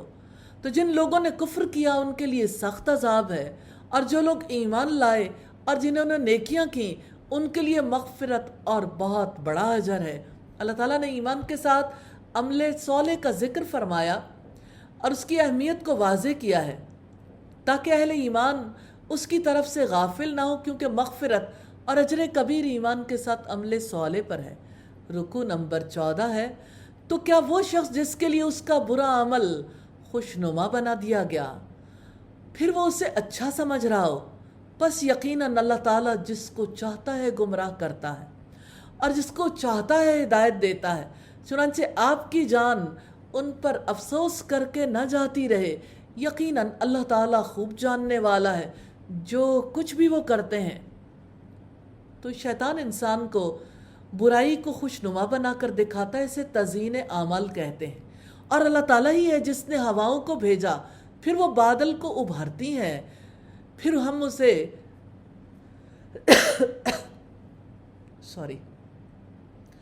फिर हम उसे एक बेआबाद इलाके की तरफ हाँक कर ले जाते हैं, फिर उसके ज़रिए ज़मीन को उसके मुर्दा होने के बाद ज़िंदा करते हैं। जी उठना भी इसी तरह होगा। अल्लाह ताला ने ज़मीन की ज़िंदगी के लिए किए जाने वाले इंतज़ामात के ज़रिए जी उठने के इंतज़ामात को वाज़ेह किया है। मन काना युरीदुल इज़्ज़ता, जो इज़्ज़त का इरादा रखता हो। आप भी तो रखते हैं, कौन है जो इज़्ज़त का इरादा न रखता? तो फिर इज़्ज़त का इल्म भी हासिल कर लीजिए। फ़लिल्लाहिल इज़्ज़तु जमिया, तो इज़्ज़त सारी की सारी अल्लाह ताला के लिए है। इलैहि यसादुल कलिमुत तय्यिब, उसी की तरफ पाकीज़ा बात चढ़ती है और नेक अमल उसको बुलंद करता है। और जो लोग बुराइयों की खुफिया तदबीरें करते हैं उनके लिए सख्त अजाब है और उनकी तदबीरें खुद ही गारत होकर रहेंगी। पाकीज़ा कलिमात के चढ़ने से मुराद फरिश्तों का कलिमात लेकर आसमानों की तरफ चढ़ना है। और अल्लाह ताला ने तुम्हें मट्टी से पैदा किया, फिर नुत्फ़े से, फिर तुम्हारे जोड़े बनाए, और कोई मादा हामिला नहीं होती और न कोई बच्चा जनती है मगर उसके इल्म से, और किसी उम्र पाने वाले को उम्र नहीं दी जाती और न किसी की उम्र में कमी की जाती है मगर वो एक किताब में है। यकीनन अल्लाह ताला पर ये बहुत ही आसान है। अल्लाह ताला ने इस आयत से अपने अलीम होने का शऊर दिलाया है। इंसान की पैदाइश से लेकर उनकी जवानी तक, जवानी से बुढ़ापे तक कोई चीज़ अल्लाह ताला के इल्म से बाहर नहीं है। वमा यस्तविल बहरान, और दो समंदर यकसा नहीं है, ये मीठा और प्यास बुझाने वाला है, जिसका पानी आसानी से गले से उतरने वाला है, और ये खारी कड़वा है, और तुम हर एक में से ताज़ा गोश्त खाते हो, और तुम जेवरात निकालते हो जिसे तुम पहनते हो, और तुम उसमें पानी को चीरने वाले जहाज देखते हो تاکہ تم اس کا فضل تلاش کرو اور تاکہ تم شکر ادا کرو۔ سیدنا ابو ہریرہ سے روایت ہے، من لم یشکر الناس لم یشکر اللہ، جو انسانوں کا شکر ادا نہیں کرتا وہ اللہ کا بھی شکر ادا نہیں کرتا۔ پھر فرمایا وہ رات کو دن میں داخل کرتا ہے اور دن کو رات میں داخل کرتا ہے، اور سورج اور چاند کو اس نے مسخر کر رکھا ہے، ہر ایک مقررہ وقت تک کے لیے چلا جا رہا ہے۔ یہ اللہ تعالیٰ تمہارا رب، بادشاہی اسی کی ہے، اور اس کے سوا جن لوگوں کو بھی تم پکارتے ہو وہ کھجور کی گٹھلی کے چھلکے کی بھی ملکیت نہیں رکھتے۔ یعنی جن کو لوگ مدد کے لیے پکارتے ہیں وہ اتنی حقیر چیز کے بھی مالک نہیں، پھر وہ پیدا کرنے پر کیسے قدرت رکھ سکتے ہیں؟ اگر تم انہیں پکارو تو وہ تمہاری پکار نہیں سنیں گے، اور اگر وہ سنیں بھی تو تمہاری درخواست قبول نہیں کریں گے، اور قیامت کے دن وہ تمہارے شرک کا انکار کر دیں گے، اور پوری خبر رکھنے والے کی طرح آپ کو کوئی خبر نہیں دے گا۔ رکو نمبر 15 ہے، یا ایھا الناس انتم الفقراء الی اللہ واللہ هو الغنی الحمید۔ اے لوگو تم سب اللہ تعالیٰ کے محتاج ہو، اور اللہ تعالیٰ بے پرواہ تمام تعریفوں کے لائق ہے۔ ساری دنیا اگر نافرمان ہو جائے تب بھی اس کی بادشاہت میں کمی نہیں آتی، تب بھی لوگ ہی اس کے در کے فقیر رہتے ہیں۔ ساری دنیا نیک ہو جائے تب بھی اس کی بادشاہت میں فرق نہیں آتا۔ اللہ تعالیٰ نے لوگوں کے فقیر ہونے سے اپنے الحمید، قابل تعریف ہونے کا شعور دلایا ہے کہ اللہ تعالیٰ کو کسی کی تعریف کی ضرورت نہیں، نہ وہ تعریف کا محتاج ہے، نہ کسی اور چیز کا، وہ اپنی ذات میں آپ محمود ہے۔ اللہ تعالیٰ اپنی نعمتوں کی وجہ سے جو اس نے اپنے بندوں پر انعام کی ہیں حمد اور شکر کا مستحق ہے۔ اگر وہ چاہے تمہیں لے جائے اور نئی مخلوق لے آئے۔ اللہ تعالیٰ نے بے نیاز ہونے کی مثال دی ہے کہ تم فنا ہو جاؤ، ایک نیا جہان پیدا ہو جائے، پھر بتاؤ تمہیں رب کی ضرورت ہے یا رب کو تمہاری ضرورت ہے؟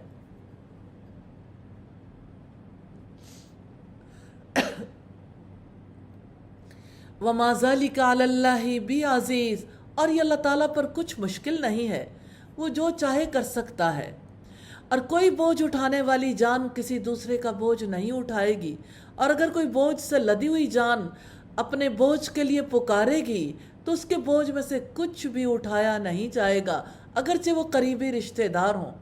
آپ در حقیقت صرف انہی لوگوں کو ڈراتے ہیں جو بن دیکھے اپنے رب سے ڈرتے ہیں اور نماز قائم کرتے ہیں۔ وَمَن تَزَكَّىٰ فَإِنَّمَا يَتَزَكَّىٰ لِنَفْسِهِ، جو پاکیزگی اختیار کرتا ہے تو یقیناً وہ اپنے لیے ہی پاکیزگی اختیار کرتا ہے، اور اللہ تعالیٰ ہی کی طرف لوٹ کر جانا ہے۔ پاکیزگی سے مراد دل کی صفائی کے ساتھ عقل و شعور کی صفائی بھی ہے، یعنی شرک وغیرہ سے پاک ہونا۔ وَمَا يَسْتَوِي الْأَعْمَىٰ وَالْبَصِيرُ، اور اندھا اور آنکھوں والا برابر نہیں ہو سکتے، جیسے مومن اور کافر برابر نہیں۔ وَلَا الظُّلُمَاتُ وَلَا النُّورُ، اور نہ اندھیرے اور روشنی۔ ایمان روشنی ہے جس سے زندگی روشن ہو جاتی ہے، جبکہ کفر تاریکی ہے جس سے زندگی تاریک ہو جاتی ہے۔ روشنی اور اندھیرے برابر نہیں، ایمان اور کفر برابر نہیں، اور ایمان کے مطابق صالح اعمال کرنے والے اور برے لوگ برابر نہیں ہو سکتے۔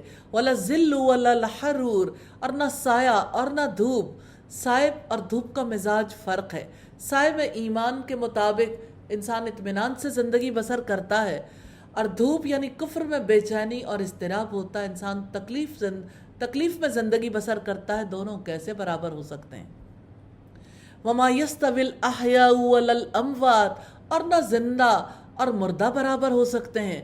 یقیناً اللہ تعالیٰ جسے چاہتا ہے سنواتا ہے، اور آپ ان کو ہرگز نہیں سنا سکتے جو قبروں میں ہیں۔ احیاء سے مراد مومن، عالم اور عقل مند لوگ ہیں۔ اموات سے مراد کافر، جاہل اور بے عقل لوگ ہیں۔ دونوں برابر نہیں ہو سکتے، اور آپ ان کو ہرگز نہیں سنا سکتے جو قبروں میں ہیں، کیونکہ وہاں تک فریادیں نہیں پہنچتی۔ ان انت الا نذیر، آپ تو ایک خبردار کرنے والے ہیں۔ رسول کا کام ہدایت دینا نہیں، برے انجام سے آگاہ کرنا ہے۔ یقیناً ہم نے آپ کو حق کے ساتھ خوشخبری دینے والا اور ڈرانے والا بنا کر بھیجا ہے، اور کوئی امت نہیں مگر اس میں ایک خبردار کرنے والا گزرا ہے۔ یہ بات اللہ تعالیٰ نے اس لیے واضح کی ہے کہ اللہ تعالیٰ کی طرف سے رسول برے انجام سے بچانے کے لیے کوشش کرنے کے لیے آتے رہے۔ آپ کا آنا کوئی نئی بات نہیں، اور اگر وہ آپ کو جھٹلاتے ہیں تو ان سے پہلے لوگوں نے بھی جھٹلایا تھا۔ ان کے پاس ان کے رسول واضح دلائل اور صحیفوں اور روشنی کرنے والی کتاب کے ساتھ آئے تھے۔ رسول اللہ کو کافروں کے جھٹلانے پر اس طرح سے تسلی دی گئی کہ آپ سے پہلے رسولوں کو بھی جھٹلایا گیا، حالانکہ پیغمبر دلائل، روشن کتابیں، روشن صحیفے لے کر آئے۔ پھر میں نے ان لوگوں کو پکڑ لیا جنہوں نے کفر کیا۔ فَكَيْفَ كَانَ نَكِيرٌ، تو کیسا تھا میرا عذاب، کتنی سخت گرفت تھی۔ پچھلی قوموں کے حالات سے ہمیں پتہ چلتا ہے اللہ تعالیٰ نے انہیں کیسے برباد کر دیا۔ رکوع نمبر 16 ہے، کیا آپ نے نہیں دیکھا کہ یقیناً اللہ تعالیٰ نے آسمان سے پانی اتارا، پھر ہم نے اس کے ساتھ کئی پھل نکالے جن کے رنگ مختلف ہیں، اور پہاڑوں میں سفید اور سرخ قطعے ہیں جن کے رنگ مختلف ہیں، اور کچھ سخت کالے سیاہ ہیں۔ اللہ تعالیٰ نے کائنات کے تضادات سے یہ واضح کیا کہ فقط انسانوں میں تضاد نہیں، کہ کوئی ایمان والا کافر ہو، کوئی ایمان والا ہو، کوئی کافر ہو، کوئی نیک، کوئی بد۔ یہ تضادات تو کائنات میں بھی پائے جاتے ہیں، رنگوں کا تضاد، نسلوں کا، جنسوں کا تضاد ہے، اور اسی طرح انسانوں، جانوروں اور مویشیوں کے رنگ بھی مختلف ہیں۔ در حقیقت اللہ تعالیٰ کے بندوں میں صرف علم والے ہی اس سے ڈرتے ہیں۔ بہت ہی اہم آیت ہے، انما یخشی اللہ من عبادہ العلماء، یقیناً اللہ سے تو اس کے علم رکھنے والے بندے ہی ڈرا کرتے ہیں۔ یقیناً اللہ تعالیٰ سب پر غالب، بے حد بخشنے والا ہے۔ تو علم رکھنے والے اللہ تعالیٰ کی قدرت کو، عظمت کو جانتے ہیں، رب کی پہچان رکھتے ہیں، اس لیے وہ رب کی پکڑ سے ڈرتے ہیں۔ یقیناً جو لوگ اللہ تعالیٰ کی کتاب کی تلاوت کرتے ہیں، نماز قائم کرتے ہیں، اور جو کچھ ہم نے انہیں عطا کیا ہے اس میں سے چھپے اور کھلے خرچ کرتے ہیں، وہ ایسی تجارت کی امید رکھتے ہیں جو ہرگز برباد نہیں ہوگی۔ تو کتاب کی تلاوت کرنے والے، یعنی قرآن مجید کی تلاوت کرنے والے، اس کو پابندی سے پڑھتے ہیں۔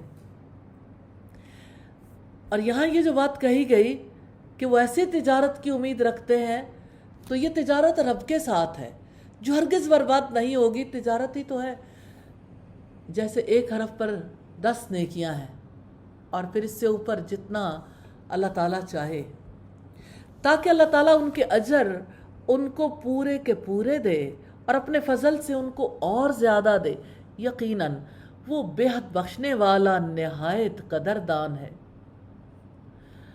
سیدنا ابو ہریرہ بیان کرتے ہیں کہ رسول اللہ نے فرمایا، ایک مرتبہ ایک شخص کہیں جا رہا تھا کہ اس نے راستے میں کانٹوں والی ایک ٹہنی دیکھی، جسے اس نے راستے سے ہٹا دیا تو اللہ تعالیٰ نے اس کے اس کام کی اتنی قدر کی، اسے بخش دیا۔ آپ کے راستے میں ارد گرد کیا کچھ پھیلا رہتا ہے۔ مجھے ایک خاتون نے کہا کہ میں کینیڈا سے واپس آئی اور گھر کے قریبی پارک میں واک کرنے کے لیے گئی تو مجھے بہت زیادہ تکلیف تھی۔ پارک میں شاپنگ بیگز تھے، اور سمجھ نہیں آتی تھی کہ یہاں پہ واک کیسے کی جائے۔ کہنے لگی، میں نے کسی کو کہنے کے بجائے گھر سے اگلے دن ایک بڑا شاپر لے گئی، اور میرے راستے میں جو کوڑا آتا تھا میں اسے چن چن کے اس میں ڈالتی گئی۔ ایک دن، 2 دن، پھر وہاں کے مالی آگے کہنے لگے، بی بی آپ نہ کریں، ہم کر دیتے۔ تو انہوں نے کہا، بھئی کم کام نہیں، آپ بھی کرو، اور میں بھی کرتی رہتی ہوں۔ کچھ دنوں کے بعد، یعنی تقریباً وہ کہتی ہیں 1 مہینے کے قریب لگ گیا، لیکن اب وہ پارک بالکل نیٹ ہے، وہاں کے مالی بھی صفائی ستھرائی کرتے ہیں، اور وہاں کی ہر چیز مینٹینڈ ہے۔ یقین کی کمی ہے نا، کہ اگر کسی جگہ سے کسی گندی چیز کو ہٹا دیا تو اس پر اجر ملے گا، جو چیز انسانوں کو نقصان دے رہی۔ اگر مسلمان اس بات کو سمجھ لیں تو کہیں کوڑا نظر نہ آئے، کہیں راستے میں کسی کی تکلیف دہ چیز نظر نہ آئے۔ اور ہم نے آپ کو کتاب میں سے جو وحی کی ہے وہ حق ہے، اور اپنے سے پہلے کتابوں کی تصدیق کرنے والی ہے۔ بلا شبہ اللہ تعالیٰ اپنے بندوں کی یقیناً پوری خبر رکھنے والا، سب کچھ دیکھنے والا ہے۔ تو یہ کتابوں کی تصدیق سے مراد تورات اور انجیل کی تصدیق ہے۔ پھر ہم نے اس کتاب کا وارث ان لوگوں کو بنایا جنہیں ہم نے اپنے بندوں میں سے منتخب فرمایا، چنانچہ ان میں سے کوئی اپنے نفس پر ظلم کرنے والا ہے اور ان میں سے کوئی میانہ رو ہے اور کوئی اللہ تعالیٰ کے حکم سے نیکیوں میں آگے جانے والا ہے۔ یہی بہت بڑا فضل ہے۔ اللہ تعالیٰ نے فرمایا کہ اس نے اس کتاب کا وارث امت محمدیہ کو بنایا، جنہوں نے صحابہ کرام کے زمانے سے ہر دور میں سے پڑھا سمجھا، دنیا والوں کو سمجھانے کی کوشش کی، لیکن عمل کے اعتبار سے یہ وارثین قرآن کریم 3 حصوں میں بٹ گئے۔ ایک طبقے نے اس پر عمل کرنے میں کوتاہی کی، کبیرہ گناہوں کا ارتکاب کیا، دوسرے نے واجبات ادا کیے، حرام کاموں سے اجتناب کیا، لیکن بعض مکروہ کام کر لیے، اور بعض مستحب کاموں کی ادائیگی میں سستی کی، اور تیسرے طبقے نے اللہ تعالیٰ کی توفیق سے فرائض بھی ادا کیے، نوافل بھی ادا کیے، کبیرہ صغیرہ گناہوں سے اجتناب کیا۔ قیامت کے دن اللہ تعالیٰ سب پر اپنا فضل و کرم فرمائے گا اور سب کو جنت میں داخل کرے گا اور الگ الگ مقام دے گا۔ جنات عدن، ہمیشہ کی جنتیں ہیں جن میں وہ داخل ہوں گے، ان میں انہیں سونے کے کنگن اور موتی پہنائے جائیں گے اور ان میں ان کا لباس ریشم ہوگا۔ تو 3 قسم کے لوگ جنتی ہیں۔ سابقون بغیر حساب کتاب کے جائیں گے، متوسط درجے کے لوگ آسان حساب کتاب کے بعد جنت جائیں گے، اپنی جانوں پر ظلم کرنے والے شفاعت کے بعد یا سزا بھگت لینے کے بعد جنت میں جائیں گے۔ سیدنا ابو ہریرہ بیان کرتے ہیں رسول اللہ نے فرمایا، مومن کا زیور وہاں تک پہنچے گا جہاں تک وضو کا پانی پہنچتا ہے۔ اور سیدنا حذیفہ بیان کرتے ہیں رسول اللہ نے فرمایا، یہ ریشم کافروں کے لیے دنیا میں ہے اور تم مومنوں کے لیے آخرت میں ہے۔ وَقَالُوا الْحَمْدُ لِلَّهِ الَّذِي أَذْهَبَ عَنَّا الْحَزَنَ إِنَّ رَبَّنَا لَغَفُورٌ شَكُورٌ، اور وہ کہیں گے سب تعریف اللہ تعالیٰ کی ہے جس نے ہم سے غم کو دور کر دیا، بلا شبہ ہمارا رب یقیناً بہت بخشنے والا نہایت قدردان ہے۔ یعنی دنیا میں رہتے ہوئے اللہ تعالیٰ کے ناراض ہو جانے کا غم اور حساب کتاب کا غم اللہ تعالیٰ نے دور کر دیا، جس نے ہمیں اپنے فضل سے ابدی قیام کی جگہ پر اتار دیا۔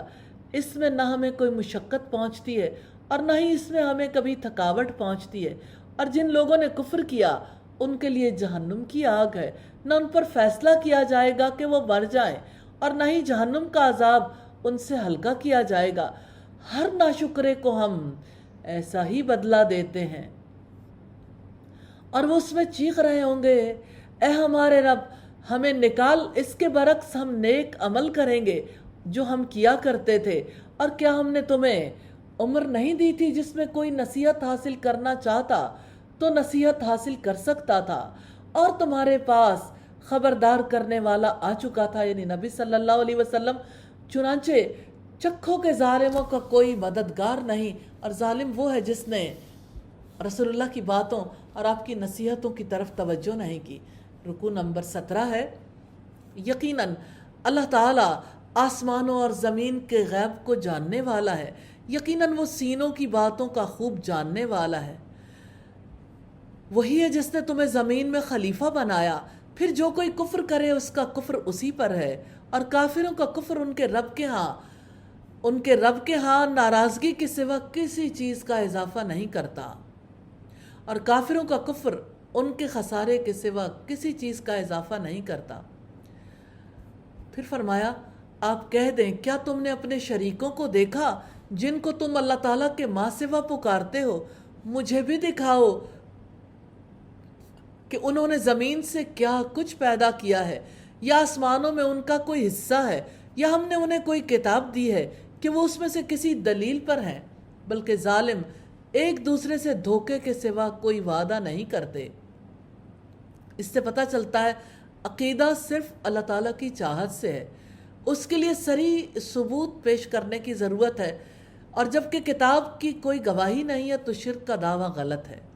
یقیناً اللہ تعالیٰ آسمانوں اور زمین کو تھامے ہوئے کہ وہ دونوں ٹل نہ جائیں، اور اگر وہ دونوں ٹل جائیں تو اس کے بعد اللہ تعالیٰ کے سوا ان دونوں کو کوئی تھام نہیں سکتا۔ یقیناً وہ ہمیشہ سے نہایت بردبار بے حد بخشنے والا ہے۔ یہاں شرک کا رد کرنے کے لیے جھوٹے معبودوں کے مقابلے میں اللہ تعالیٰ کے کمال قدرت کا بیان ہے، اور انہوں نے اپنی پختہ قسمیں کھاتے ہوئے اللہ تعالیٰ کی قسم کھائی کہ یقیناً اگر ان کے پاس کوئی خبردار کرنے والا آیا تو وہ یقیناً ضرور ہر امت سے زیادہ ہدایت یافتہ ہوں گے۔ پھر جب ایک خبردار کرنے والا ان کے پاس آیا تو اس نے ان کے دور بھاگنے کے سوا کوئی اضافہ نہیں کیا۔ کفار مکہ نے قسمیں کھائی تھیں اگر ہمارے پاس پیغمبر آ جائے تو ہم ہر امت سے زیادہ ہدایت قبول کرنے والے۔ تو جب اللہ تعالیٰ نے نبی صلی اللہ علیہ وسلم کو رسول بنا کر بھیجا تو لوگوں کی نفرت ہی میں اضافہ ہوا۔ زمین میں خود کو بڑا سمجھنے اور بری تدبیر کرنے کی وجہ سے، اور بری تدبیر کرنے والوں کے سوا، بری تدبیر اس کے کرنے والوں کے سوا کسی کو نہیں گھیرتی، نہیں وہ انتظار کرتے مگر پہلوں کے طریقے کا۔ پس آپ اللہ کے طریقے کو بدلنے کا ہرگز کوئی راستہ نہیں پائیں گے، اور اللہ تعالیٰ کے طریقے کو پھیرنے کا ہرگز کوئی راستہ نہیں پائیں گے۔ فَلَن تَجِدَ لِسُنَّتِ اللَّهِ تَبْدِيلًا وَلَن تَجِدَ لِسُنَّتِ اللَّهِ تَحْوِيلًا۔ اللہ تعالیٰ نے انسان کو شعور دلایا کہ دیکھو پچھلی قومیں شرک کر کے ہلاک ہو گئیں، تو کیا اب یہ لوگ بھی ہلاکت کا انتظار کرتے ہیں؟ اولم یسیروا فی الارض، اور کیا وہ زمین میں چلے پھرے نہیں ہیں کہ وہ دیکھیں کہ ان لوگوں کا کیسا انجام ہوا جو ان سے پہلے گزرے ہیں، حالانکہ وہ ان سے قوت میں زیادہ سخت تھے، اور اللہ تعالیٰ کبھی ایسا نہیں کہ اسے کوئی چیز عاجز کر دے، نہ ہی آسمانوں میں اور نہ ہی زمین میں۔ یقیناً وہ ہمیشہ سے سب کچھ جاننے والا، پوری قدرت رکھنے والا ہے۔ اللہ تعالیٰ نے پچھلے لوگوں کا انجام دیکھنے کے لیے زمین میں چلنے پھرنے کی دعوت دی ہے کہ وہ دیکھو کتنی قوت والے تھے، لیکن اللہ تعالیٰ کو عاجز نہیں کر سکے، لہٰذا اس کے سامنے سرکشی اختیار نہ کرو۔ اور اگر اللہ تعالیٰ لوگوں کو اس کی وجہ سے پکڑتا جو انہوں نے کمایا تو سطح زمین پر کوئی جاندار بھی نہ چھوڑتا، لیکن وہ انہیں مقررہ مدت تک مہلت دیتا ہے۔ پھر جب ان کا مقررہ وقت آ جائے گا تو یقیناً اللہ تعالیٰ اپنے بندوں کو ہمیشہ سے خوب دیکھنے والا ہے۔ تو اس سے مراد دنیا کا وقت بھی ہے، مہلت ہو سکتی ہے، اور قیامت کا دن تو ہے ہی۔ اللہ تعالیٰ اس میعاد کے ختم ہونے کے بعد محاسبہ کریں گے۔ الحمدللہ سورہ فاطر کمپلیٹ ہوئی۔ اللہ تعالیٰ ہم سے قبول کریں اور ہمیں اس کی سچی سمجھ نصیب کریں۔ اللہ کے پاک نام سے سورہ یاسین کا آغاز کرتے ہیں۔ مکی صورت ہے، اس میں 83 آیات اور 5 رکوع ہیں۔ صاحب محاسن التنزیل نے لکھا ہے اس صورت کی فضیلت سے متعلق جتنی حدیثیں، جتنی احادیث ہیں، سب موضوع یعنی گھڑی ہوئی، باطل ہے، یعنی ان کی کوئی اصل ہی نہیں ہے، ناحق ہے یا ضعیف ہے۔ تیسیر الرحمن کی روایت ہے 1236 نمبر پر۔ تو یہ فضائل جو خود سے گھڑ لیے گئے، ظاہر ان سے اگر ہٹ کے دیکھیں تو سورت تو اللہ کا کلام ہے، بہت اہم ہے۔ بسم اللہ الرحمن الرحیم، اللہ تعالیٰ کے نام سے جو وسیع رحمت والا، نہایت رحم والا ہے۔ یاسین، یاسین حروف مقطعات میں سے جسے اللہ تعالیٰ کے سوا کوئی نہیں جانتا۔ والقرآن الحکیم، قسم ہے حکمت بھرے قرآن کی جو اپنے معنی میں، اپنی تنظیم میں بہت پختہ ہے، حکیم ہے۔ انکا لمن المرسلین، بلا شبہ آپ یقیناً رسولوں میں سے ہو۔ قرآن کی قسم کھا کر رب العزت نے بتایا ہے ان لوگوں کو جو آپ کی رسالت کے بارے میں شک میں تھے اور کہتے تھے کہ تم پیغمبر نہیں ہو، اللہ تعالیٰ نے قسم کھا کر یقین دلایا ہے کہ آپ اللہ کے نبی ہو۔ کسی اور نبی کے لیے اللہ تعالیٰ نے قسم نہیں کھائی۔ علی صراط مستقیم، سیدھے راستے پر ہو جو جنت لے جاتا ہے۔ تنزیل العزیز الرحیم، یہ سب پر غالب، نہایت رحم کرنے والے کی جانب سے نازل کیا ہوا ہے۔ یعنی نازل اس لیے کیا ہے لتنذر قوما ما انذر آباؤہم فہم غافلون، تاکہ آپ اس قوم کو خبردار کر دیں جن کے باپ دادا کو خبردار نہیں کیا گیا تھا تو وہ غافل ہیں۔ قرآن مجید کو نازل کرنے کا مقصد یہ ہے کہ رسول اللہ ایک ایسی قوم کو ڈرا دیں جن کے پاس پہلے ڈرانے والا نہیں آیا، پھر وہ غافل ہیں۔ غفلت ایسی بیماری ہے جو دل کو لاحق ہو جاتی ہے تو انسان سے اچھے برے کی تمیز ختم ہو جاتی ہے، اسی وجہ سے دلوں میں بگاڑ پیدا ہو جاتا ہے۔ لَقَدْ حَقَّ الْقَوْلُ عَلَىٰ أَكْثَرِهِمْ فَهُمْ لَا يُؤْمِنُونَ، بلا شبہ یقیناً ان میں سے اکثر پر بات ثابت ہو چکی، سو وہ ایمان نہیں لائیں گے۔ اکثر لوگوں میں رسول اللہ کے دور کے ابو جہل، عتبہ، شیبہ وغیرہ شامل تھے۔ پھر فرمایا یقیناً ہم نے ان کی گردنوں میں کئی توق ڈال دیے ہیں، پس وہ ٹھوڑیوں تک جکڑے ہوئے ہیں، سو ان کے سر اٹھا دیے گئے ہیں۔ گردن میں توق ڈالنے سے حق کو قبول نہ کرنے کے سبب تکبر کی مثال دی ہے۔ تکبر کی وجہ سے ادھر ادھر دیکھ نہیں سکتے، سر اٹھے ہوئے ہیں، نظریں نیچے کیے ہوئے، ایک طرف تکبر ہے، دوسری طرف انہوں نے غور ہی نہیں کیا۔ اور ہم نے ایک دیوار ان کے آگے بنا دی ہے، ایک دیوار ان کے پیچھے، پھر ہم نے انہیں ڈھانپ دیا ہے۔ فَهُمْ لَا يُبْصِرُونَ، تو وہ کچھ نہیں دیکھتے، یعنی دنیا کے سوا ان کا کوئی متوع نظر نہیں۔ اللہ تعالیٰ نے ان کی آنکھوں پر دین یعنی دین اسلام اور رسول اللہ سے نفرت کی پٹی باندھ دی ہے، وہ حق کو بالکل نہیں دیکھتے۔ وَسَوَاءٌ عَلَيْهِمْ أَأَنذَرْتَهُمْ أَمْ لَمْ تُنذِرْهُمْ لَا يُؤْمِنُونَ، اور ان پر برابر ہے خواہ آپ انہیں خبردار کریں یا نہ کریں، وہ ایمان نہیں لائیں گے۔ گمراہ راستے سے بھٹک جاتے ہیں، ان کے دل بھی مردہ ہو جاتے ہیں، مردہ دلوں کو زندہ نہیں کیا جا سکتا، اس لیے ڈرانا یا نہ ڈرانا ان کے لیے برابر ہو جاتا ہے۔ آپ صرف اسی شخص کو خبردار کرتے ہیں جس نے نصیحت کی پیروی کی اور رحمان سے بن دیکھے ڈرا، سو اسے مغفرت اور باعزت اجر کی بشارت دے دیں۔ یقیناً ہم مردوں کو زندہ کریں گے اور ہم لکھ رہے ہیں جو انہوں نے آگے بھیجا اور ان کے آثار کو بھی، اور ہر چیز کو ہم نے ایک کھلی کتاب میں شمار کر رکھا ہے۔ آثار سے مراد وہ اچھی بری مثالیں ہیں جو انسان اپنی زندگی میں چھوڑ جاتا ہے، مرنے کے بعد بھی لوگ ویسے ہی اعمال کرتے رہتے ہیں، نہیں اب اس شخص کے مرنے کے بعد۔ اور آثار سے مراد نشانات قدم بھی ہیں۔ سیدنا ابو ہریرہ سے روایت ہے، رسول اللہ نے فرمایا جس نے کسی کو ہدایت دی، نیکی کی دعوت دی، اس کے لیے اس کی آواز پر لبیک کہنے والے تمام لوگوں کا ثواب ہوگا، اور یہ چیز ان کے اجر میں کمی واقع نہیں کرے گی۔ صحابہ اور تابعین اور ایک جماعت کی رائے ہے کہ یہاں آثار سے مراد نماز کے لیے مساجد کی طرف جانے والے قدموں کے آثار ہیں۔ آخری آیات ہیں وَضْرِبْ لَهُمْ مَثَلًا أَصْحَابَ الْقَرْيَةِ إِذْ جَاءَهَا الْمُرْسَلُونَ، اور ان کے لیے آپ بستی والوں کے مثال بیان کریں جب ان کے پاس رسول آئے، جب ہم نے ان کے پاس 2 رسول بھیجے تو انہوں نے دونوں کو جھٹلا دیا، پھر ہم نے تیسرے کے ساتھ انہیں قوت دی تو ان سب نے کہا یقیناً ہم تمہاری طرف بھیجے گئے ہیں۔ انہوں نے کہا تم ہمارے جیسے ہی انسان ہو اور رحمان نے کوئی چیز نازل نہیں کی، تم محض جھوٹ بولتے ہو۔ انہوں نے کہا ہمارا رب جانتا ہے کہ بلا شبہ ہم تمہاری طرف بھیجے گئے ہیں اور ہم پر ذمہ داری نہیں ہے مگر صاف صاف پہنچا دینا۔ بستی والوں نے کہا بلا شبہ ہم نے تمہیں منحوس پایا ہے، یقیناً اگر تم لوگ باز نہ آئے تو ہم ضرور تمہیں سنگسار کر دیں گے، اور یقیناً ضرور تمہیں ہماری طرف سے دردناک عذاب پہنچے گا۔ سیدنا معاویہ کہتے ہیں رسول اللہ نے فرمایا بدشگونی محض ایک وہم ہے جو تمہارے دل میں گزرتا ہے، یہ وہم تمہیں کام سے نہ روکے۔ مسلم کی 2227 نمبر روایت۔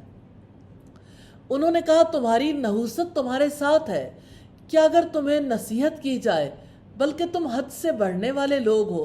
اور شہر کے دور کے مقام سے ایک شخص دوڑتا ہوا آیا، اس نے کہا یا قوم اتبعوا المرسلین، اے میری قوم رسولوں کی پیروی کرو، اتبعوا من لا یسألکم اجرا وہم مہتدون، پیروی کرو ان کی جو تم سے کوئی اجر نہیں مانگتے اور وہ سیدھا راستہ پانے والے ہیں۔